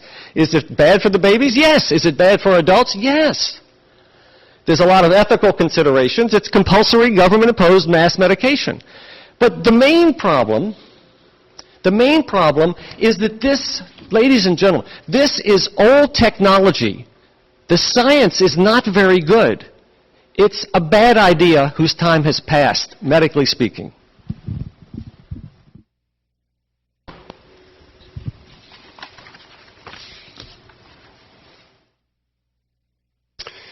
Thank you, Dr. Shammers. As I mentioned, in order to fluoridate to 0.9 parts per million, based on the 2012-2013 water year, we would have been putting 60 metric tons of fluoride acid in our water supply.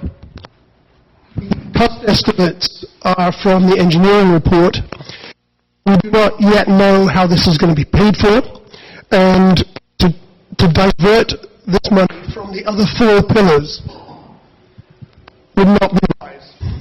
And less than 1% of the water that is supplied by the water agency is actually ingested. People actually drink. The rest of it goes on our gardens and goes down the drain.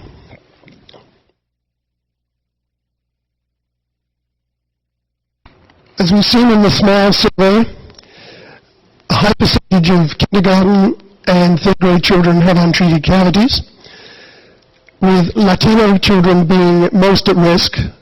However, the water agency's water survey that came out in May this year reported that only 14% of Latino families actually use regular tap water. So the program would not be reaching the most at-risk communities.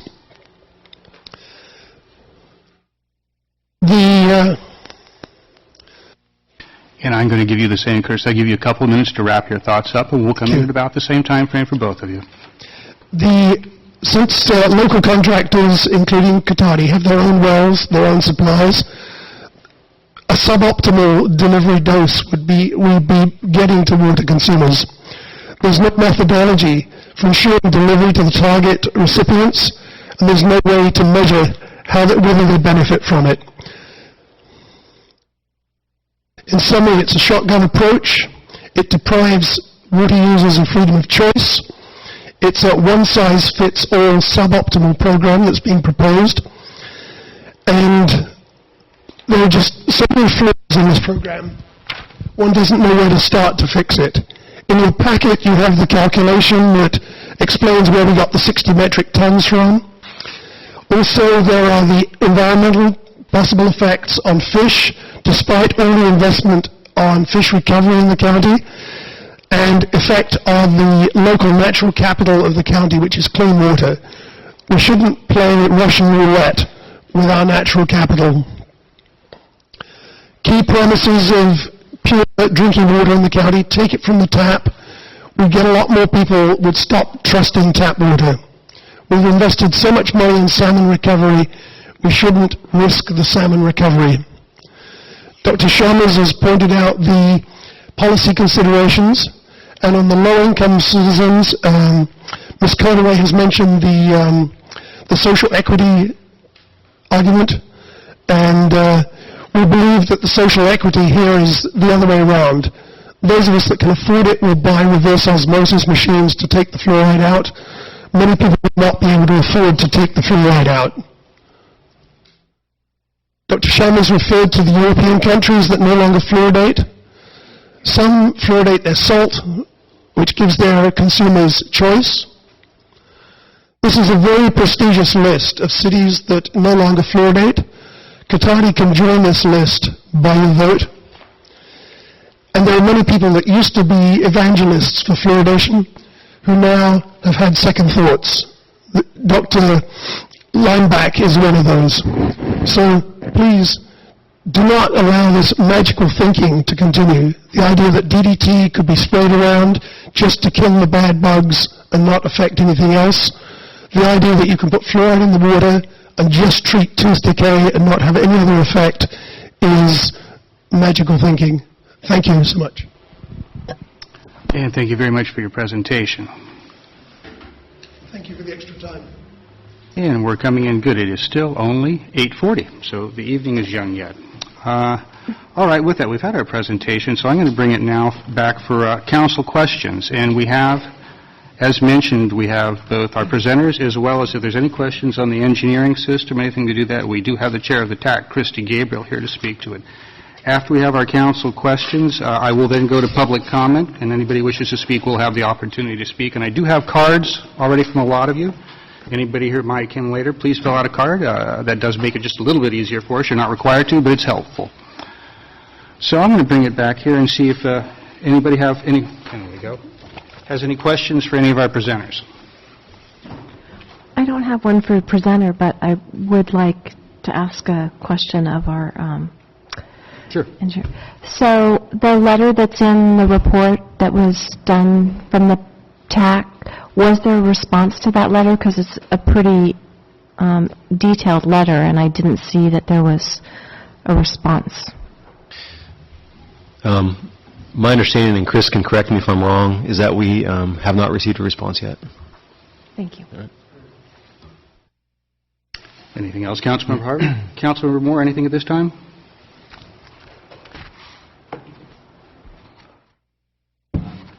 I have a lot of questions. It's a pretty deep topic. Yes. But I think I'd be willing to listen to some citizen input and some community input, and then maybe narrow down some of the questions I might have. Okay. On this, I'm going to look on this side and see if anybody has any questions for any of our assembled experts right now before we go to public comment. You may have some later, too, I would imagine. No, I mean, it's already been pointed out that we're not mandated because of the number of service connections that we have. So I had noticed that as well. And then also, since I had noticed, as Councilmember Harvey had pointed out, the letter that was written with the responses from the TAC, or the questions that were raised, was from early September, just pretty recent. So it makes sense, though, that there's so many in-depth questions that I'm not surprised there hasn't been a response yet, because it seems like there's a lot of questions still outstanding. So I'll just wait to hear from our public. Vice Mayor DeLosso, anything at this point? Sure do. And maybe this goes back to the county folks. How would you address a concern, which was one of the concerns I kind of had from the get-go, too, about the efficacy of dosing by putting a chemical in water and assuming that it's going to get out to, if you will, a targeted audience? Do you have any reaction to that? And you can, if you need to come up to the podium, this microphone's on if you'd like.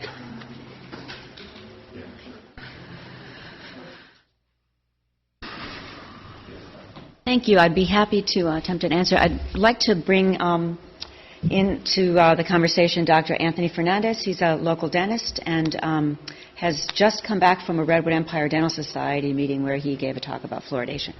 Hi, good evening, members. Good evening.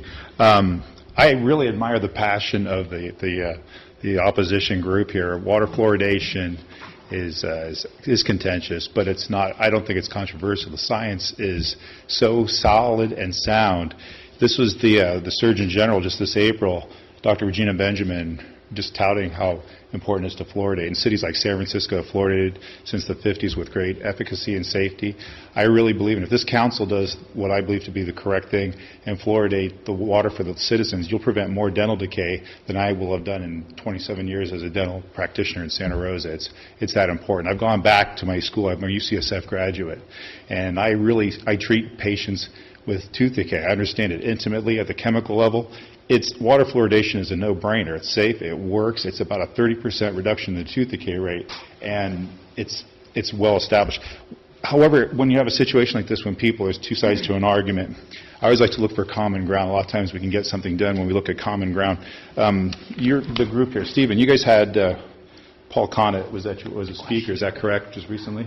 Paul Connett gave a speech about, recommending not to fluoridate, and there's a letter that I have here. You can see one of the things he says here is topical fluoride application prevents some tooth decay.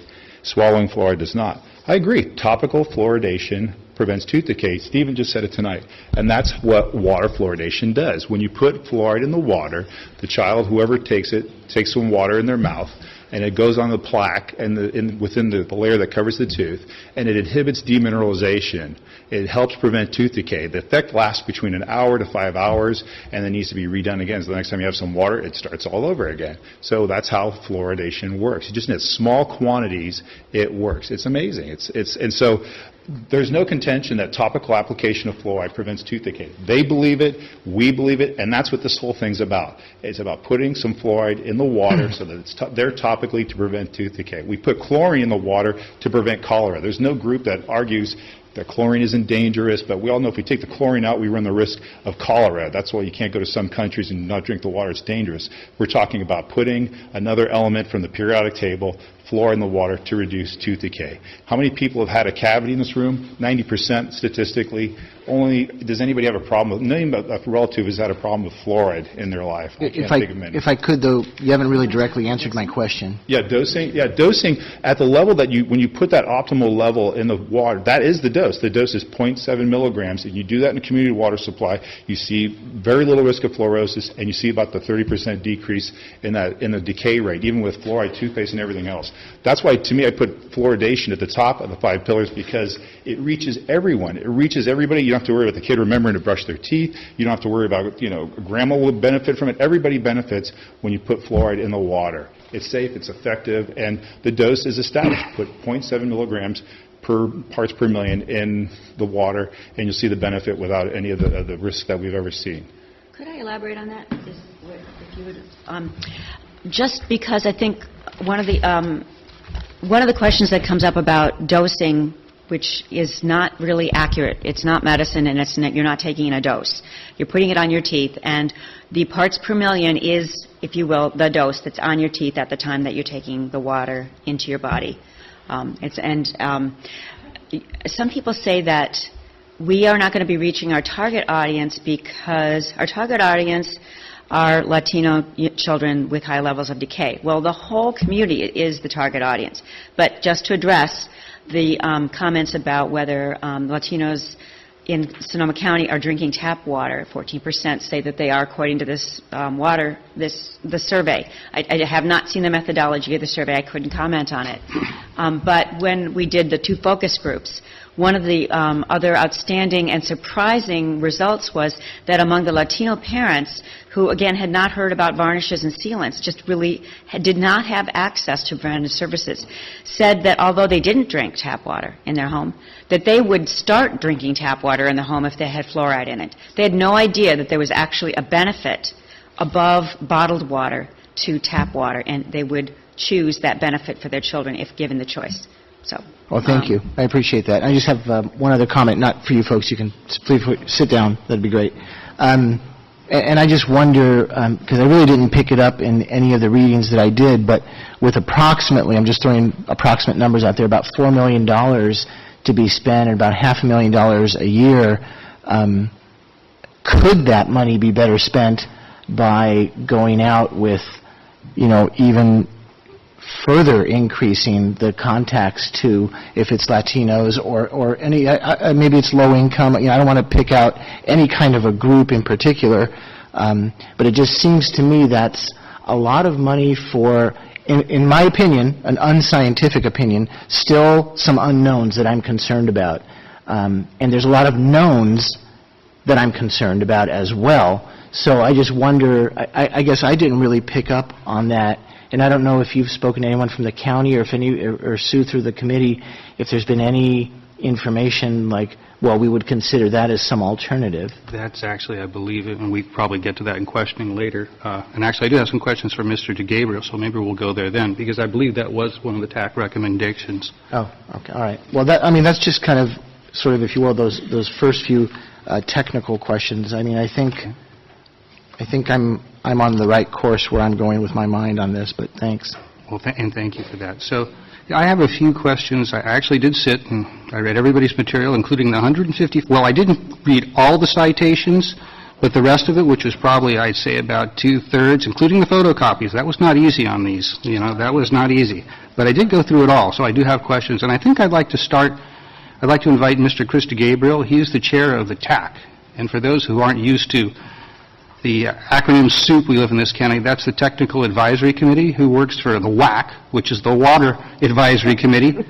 These are basically your electeds and your staff people comprising this county, and also from Marin, Mr. DeGabriel's from North Marin Water Agency District, who work together to advise and work with the water agency in delivering the water you have. So he's pretty much a pretty big expert to get down here, and I appreciate you making the time to be here to speak to this. So first question, it's kind of a three-parter, but it's real easy. They're all kind of related, and I can go back to it if you need it. But I want to ask you, I want to talk about the system that's proposed, the addition of water up essentially, if you will, at the source, at the water agency, then delivered to all the contractor cities. Because the part that troubles me, and I don't know if the audience is aware of it, is that we all mix different amounts of groundwater.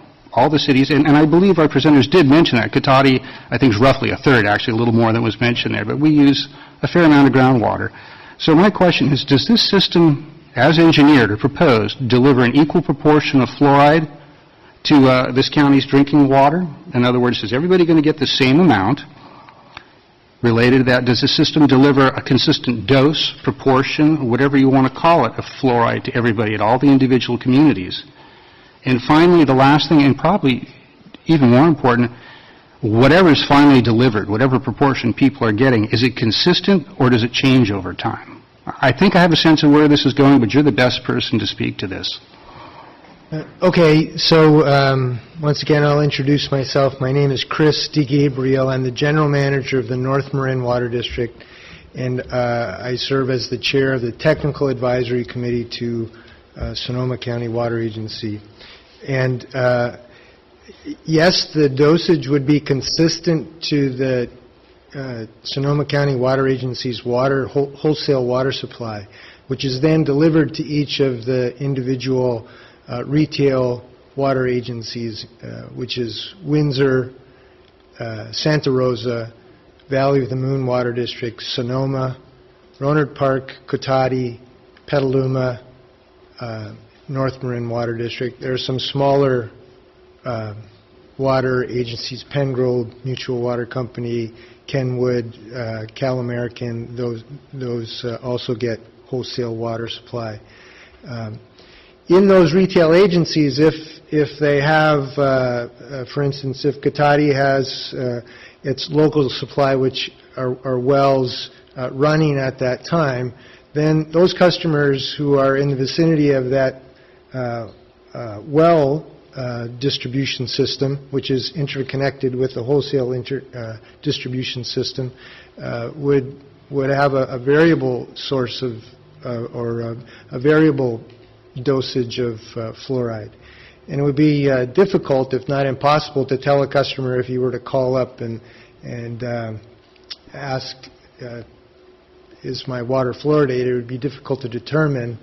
First of all, you'd have to know where he's located. Was the well on? What was the demand in the system on that day and that hour to determine how much of the wholesale water supply may have been blended into the system. So it would be difficult to tell that customer how much or if his water was fluoridated on any particular time. I think those are... Yeah, you got the sense that you actually got all three pretty much with that, because that was a general question. That's what I thought I saw. I mean, here's the concern, and I'll ask you the question, but if the system, as you describe it, essentially delivers a constantly changing mix of fluoride, then it sounds like users can't know, for example, what their family, what children might be receiving. The material that I received from the county, page 54 in the last paragraph, says that all persons should know whether the fluoride concentration in their primary drinking water is below optimal, optimal, or above optimal. This knowledge is the basis, and I'll underline this because they really underline, this knowledge is the basis for all individual and professional decisions regarding the use of fluoride and other modalities. And it goes on to again to indicate that the parents of children in particular must know the concentration of fluoride. So for what I'm hearing from you, it would be difficult to have a true sense of really what we're delivering, at least in some communities, most of our communities? It would be easy to have a true sense of what the wholesale water supply has. Yes. But once it gets into each retail water agency's distribution system, it's more difficult. And I don't know Cotati's distribution system as well as I know my own, so I'll talk about my own. We have a local surface water supply that we typically operate in the summer months. For instance, this past year, we started up in January and we're still running. Now, but we're not running on the weekend. However, most of the summer we did. And so it depends. And so a large area in the lower elevation of Novato receives local source of supply when that Stafford Lake water treatment plant is running. Areas in upper elevations get less. So it would be really difficult without some water quality study and model to determine, an approximate value of how much fluoridated water. Now, there are some areas that always get 100% Sonoma County Water Agency wholesale water. So we know those areas, and we could confirm easily that those customers always get it. But other areas, you just don't know. It depends on the time of year, depends on the day and the hour, whether the local supply is operating or not. All right. Well, I'm going to switch gears with you. Just one more quick question from me. And we'll shift over to another thing that we spent a lot of time talking about in the WAC and with the TAC, and that's water supply and waste stream. I mean, in general, for the 4 years I was with you guys, one of the things we always seemed to be talking about was keeping chemicals of various sorts out of the water supply and out of the waste stream. And I know that this has kind of moved forward, it appears, without really the time to consider the potential for impacts, whether it's the streams, waterwise, even coastal fish habitat. And I guess my general question, looking at this whole thing, who would be responsible for picking up the cost that we all bear as contracted cities working on these issues through the WAC and through the watershed if fluoride added to the groundwater was found to be detrimental in any way? If we had to do mitigation, I'm trying to get a sense of what that would look like in a worst-case scenario. I mean, it's no loss. The first thing you have to teach us as new WAC people is we're all bearing the costs right now for years of poor decisions in the past. We're spending a lot of tax money to try and rectify mistakes we made with our water delivery system. It seemed like a good idea at the time, but now we have a lot of problems. And I want to make sure we don't go down that road. So how would costs, if we do wind up having a problem, who picks it up, and how big could this get? Well, fluoride is everybody has indicated, it's a naturally occurring compound. It's used in a lot of other water supply systems. There hasn't been a determination that it is harmful in the environment when it's discharged. I think the big issue is the water agency and the water contractors are expending a lot of money to improve the habitat for fishery restoration. And as we all know, fishery are a lot more sensitive to what's in the water because that's their habitat. They're in the water all the time. So that's an area that is yet to be determined. And I think that Sonoma County Health Department recognizes that and intends to study that further. They have done some preliminary look at that with the Water Agency and some of the fisheries agencies. But I do think, though, that some financial assurance, should there be an issue down the road, should it be determined that there is an impact on the fisheries, there needs to be some financial assurance that the additional funding necessary to address that concern with the fisheries can be accommodated in the future. Can you give us a general idea of how expensive some of the issues we're dealing with? Just ballpark, some of the issues we're dealing with right now because of impact to fish habitat from some of our infrastructure decisions? Well, they're expensive. The Dry Creek habitat improvements will probably range in the area of about $75 million. But those are for existing concerns, and you know, the work that's been done to date by the Water Agency, both physically and legislatively, to help pay for that has been beneficial. Yeah. And so we're thankful not only to the Water Agency, but our local elected officials, our state and our federal officials for recognizing the issue and stepping up. We appreciate there's a lot of work, and I think with a little luck, we're turning the corner on it. So that's why it raises a concern for me. So, well, thank you. That's all the questions I had for Mr. DeGabriel. Did anybody else, anything come to mind anybody wants to ask him before I let him go? I do want to ask one question, if I may. There was a reference to the chemical that comes out of the cleaning process, and it's a difficult word to pronounce, hydrofluorosilicic, or something along those lines? Yes. Okay. So that is, in essence, a chemical that is regulated by the EPA to not be emitted out into the environment, whether it's in the air or in the water, when it comes out of the fertilizer plants. Correct? Yeah, I don't know the genesis of where the hydrofluorosilicic acid originates, but I do know that any chemical that's introduced into the water supply has to be certified as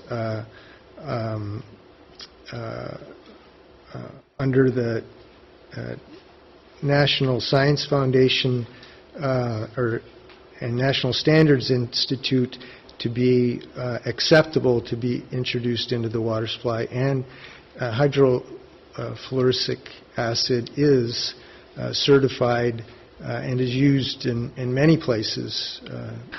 And this is, in essence, the same component as the natural fluoride that's in the water. No, it's a little different chemical formula, but it is acceptable to use in fluoridating a water supply pursuant to EPA and state and the American Water Works Research Foundation standards. Okay. And because even with the EPA, wasn't there the union employees of the EPA who questioned the studies that were done on that? You know, I don't know anything about that. Okay. Okay, I mean, just because it's got an EPA stamp of approval. It's not an EPA stamp of approval. EPA regulates the amount of fluoride that would be in the water supply, both the minimal amount for efficacy for dental health and the maximum amount that if you go over that, it's a violation of your drinking water standard. But EPA also regulates the amount of this chemical that they want in the environment, in the air, and in the water at these fertilizer plants. Yeah, and that I don't know anything about that, so. Okay. All I know is what's acceptable to put in the water supply. That component of what the EPA says. And it does meet the standard, and it is certified by the National Science Foundation. Thank you. Certainly. Councilmember Harvey, please. Is it your understanding that if this were to move forward, that there's an expectation that the water ratepayers would not be bearing the costs of this?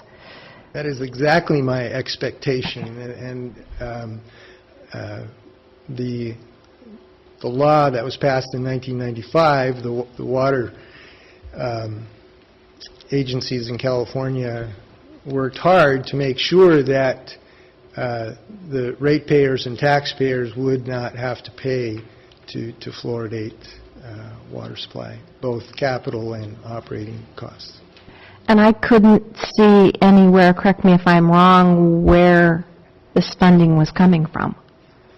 Yeah, in other areas, it's come from foundations, a lot of dental health foundations and that kind of thing. It's come from. Thank you. And that kind of leads up, actually, that was a perfect segue. You did well. So thank you very much, Mr. DeGabriel. I appreciate that. I got a couple of questions for Ms. Caldwell.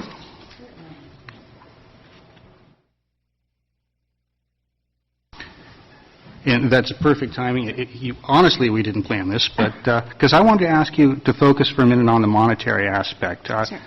In essence, who pays for this? Because now I saw that the opponent mentioned something like $4 million up front, perhaps, and $500,000 a year, but I had heard estimates from the Board of Supervisors of almost double that, of like $8 million for upfront, getting startup costs, and then $1 million a year, roughly, a little under that, actually, countywide, year by year to keep this going. In other words, ongoing operations and maintenance.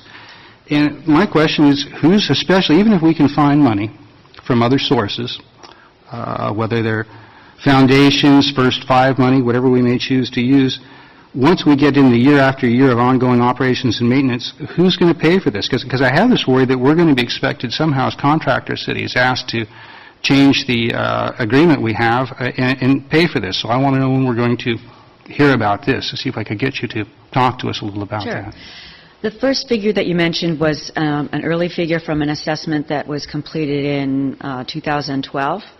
And the most recent draft assessment is looking at a figure that's much, much lower. It still is in draft. There are comments about the draft assessment by MWH, the engineering firm, are still coming in. We do indeed intend to get back to the TAC with formal comments. But the engineers on the Department of Health Services and others are reviewing these comments to formulate responsible and accurate responses. So I just want to say that the cost is estimated right now to be much lower than the $9 million, maybe closer to the $4 million, but other things will happen. And even if the cost is $500,000 a year for operations and maintenance, that's a hefty sum to lift. I just wanted to say that since 2011, the Department of Health Services has invested more than $3 million in dental health and oral health, and we're not reaching everybody, and we can't reach everybody with that amount of money, and that'll just continue. We'll continue to have to invest year after year after year. One thing about the fluoridation investment is that the infrastructure is the big piece of the fluoridation. It's building essentially two buildings and injecting fluoride into the water mix at the Wohler and the River Road turnouts. But I wanted to ask you who's going to be, now you gave me a good estimate, okay. But who's going to pay for it? So part of my presentation had to do with a couple of issues that have to still be addressed. One is an aquatic assessment, which Mr. DeGabriel, he recognizes that the Department of Health Services knows that we need to do an aquatic assessment. We've been in contact with various experts at the national, state, and certainly here at the local level. And we will do that assessment. The funding plan, I'm not evading your question, but the funding plan is another part of the timeline that I rushed through quickly. So funding may come from public, it may come from a public-private partnership, it may come from, there are foundations that are very interested in increasing fluoridation throughout the country, such as dental foundations. We do not have in hand a plan to offer to you to show what the funding is, but the goal of the funding plan that we will be putting together with certainly in consultation with the city, with the county administrative office, will include funding for operations and maintenance for as far into the future as we can predict it. So the plan is to mitigate to the greatest extent any impact on ratepayers. I don't suppose that that is completely satisfying, but that's the goal. No, I think that it's best you can flesh it out right now, so that's helpful for me. Because you mentioned public-private partnerships, there's First Five money, a lot of things like this that may be used, but I do have to say, for example, First Five money is tax money that goes to a lot of other benefits. It's what I would call, rather than calling it tax money, that's a term that has a kick to it. Let's call it public benefit money. Wherever it comes from, how we use it is important, and how we deliver it equitably is certainly very important. And it concerns me that I know from trying to balance our budget in the city, or even at home, frankly, that when I take to do something over here, quite often I'm losing something over there. So I do keep that in mind. One last question from you, I believe. There's really two, actually. I lied, but I'll make it quick. A question was brought forward that troubles me a little bit. I'll just put it quickly. I hope I'm not too blunt, but this is a different assessment now, perhaps, than it was in 1940. We've learned as the decades move on. It's the 21st century now. As we look at this, does this put us as a local government or as a county government in the business, essentially, of prescribing medical treatment that not all of the people receiving it may want? Now, I'm comfortable with advisory actions. We do a lot of things that are for healthy lifestyles, walking, food, and I think that's an appropriate place for government. But when I get into something like this, where we're essentially really limiting the options and choice for people receiving, because I know no matter how many people might be very happy if we decide to fluoridate water, there will likely be just as many that are not. And I see no options for them. And I'm concerned that if you look up the definition of medicine, this really kind of fits it. It's a substance used to either treat a disease or prevent a disease. Whether it's natural occurring or whether it comes from a smokestack, it doesn't matter. It's something that we give to people, ingest or taken orally, to do that. And that's what we have here. So aren't we kind of overstepping a little bit if you look at it from that perspective? I just can't buy the argument that it's medicine. Respectfully, I'm hearing your argument. I cannot, in really good faith, as a medical practitioner, agree with that statement. Certainly, people are taking in a substance that will prevent disease.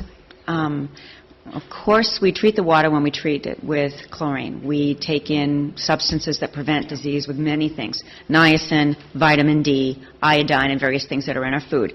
I understand that the argument is that you could decide not to eat those foods, and so then you wouldn't have those products. You wouldn't have those nutrients that you're taking in.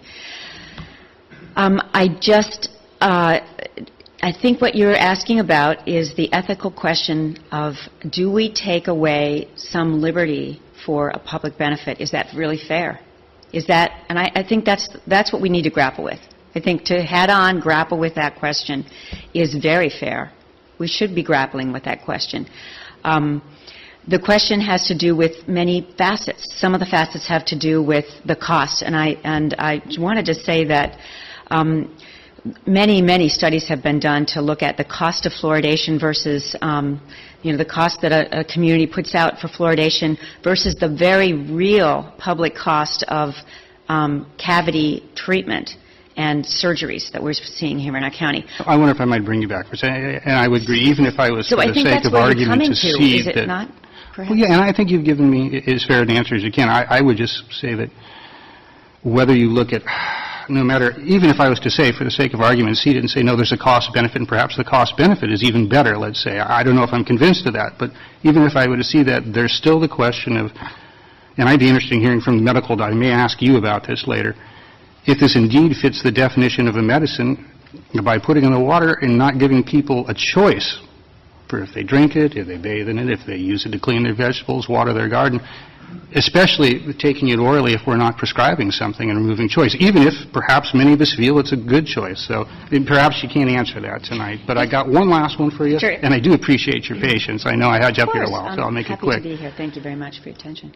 And maybe it's the most important question, because as I look at this, one thing I heard reading material from the TAC is the question that all the cities in Sonoma, excepting Santa Rosa and Petaluma, are below the population threshold, where in theory we can be required to fluoridate our water supply.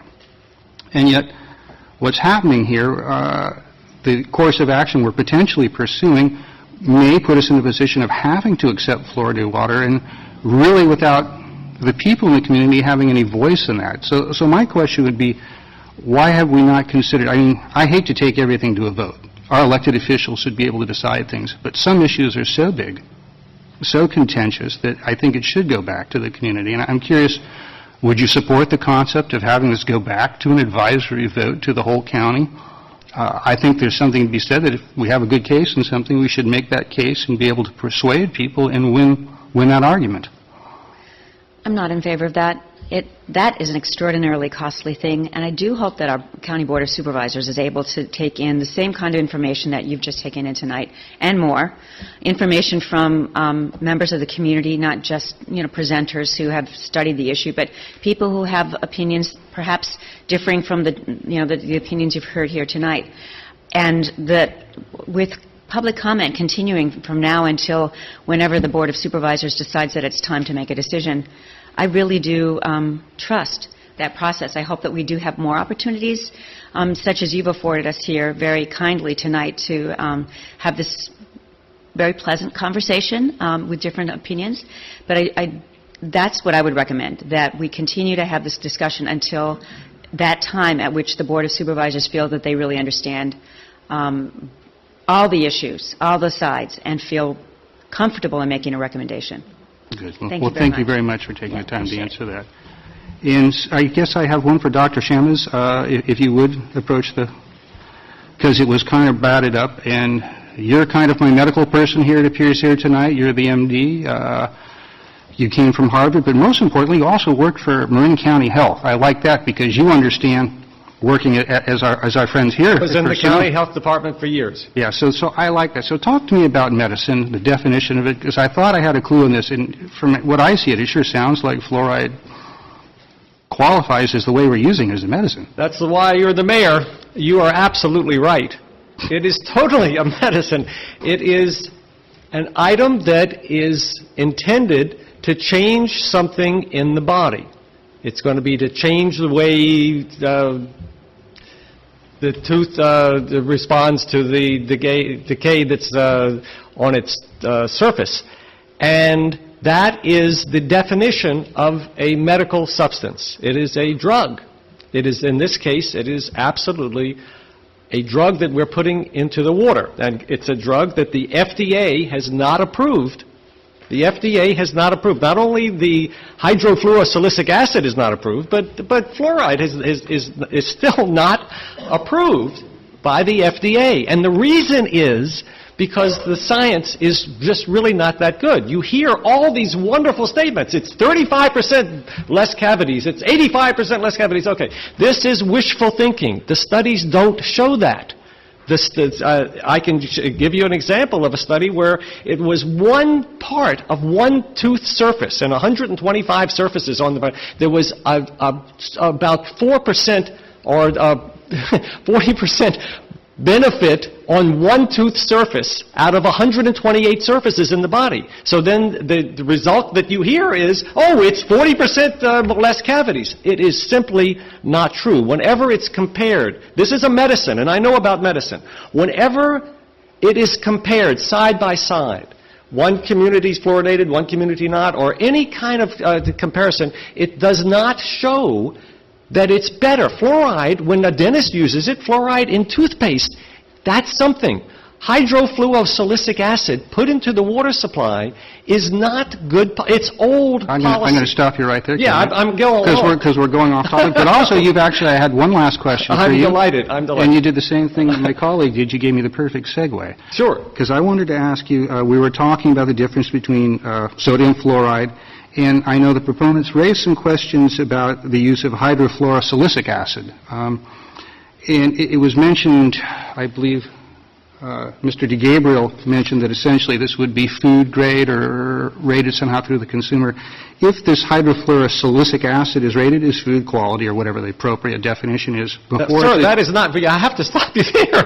It is not food quality. It is a hazardous waste product that people need to be in special jumpsuits to handle. It will eat through concrete. And it's contaminated with lead, arsenic, cadmium, and mercury. So it is. I just want to be clear. Go ahead. Well, I'm just trying to get a sense because I would be with you that it perhaps in its, shall we say, its shipping state and when it gets there, or originally coming out of the smoke, or wherever it comes from, that may be a concern.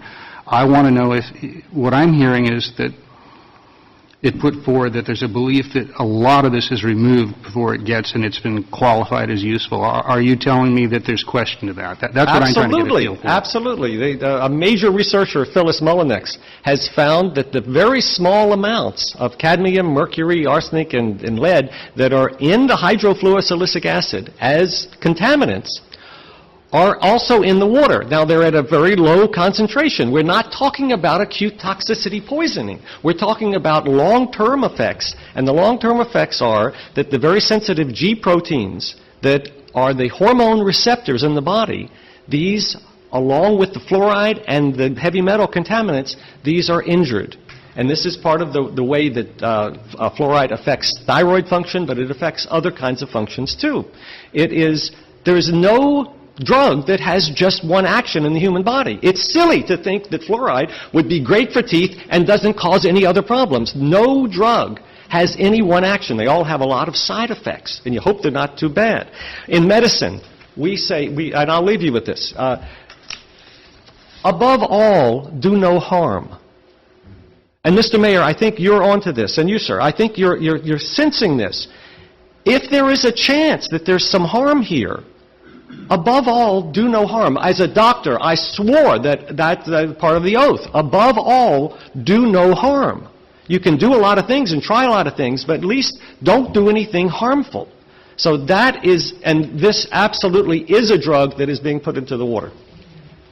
Very good. Thank you for that. Does anybody else have any further questions for anybody? And you know what? You've been all... I will give you a chance in a second what we're going to do. Excuse me. Yeah. No, as soon as I saw this coming, I knew where we were at. So we've got a lot of questions. You've all been very patient. I'd like to propose we take just a quick 5-minute break. We stretch, get a drink of water, whatever is need be. Then we'll come back for public comment. I'm sure there'll be some more questions, and you've all waited very patiently for public comment, so I won't keep you long. And you will then probably have some questions and have a chance to speak to what you may want to. And I drink a lot of water, which scares me.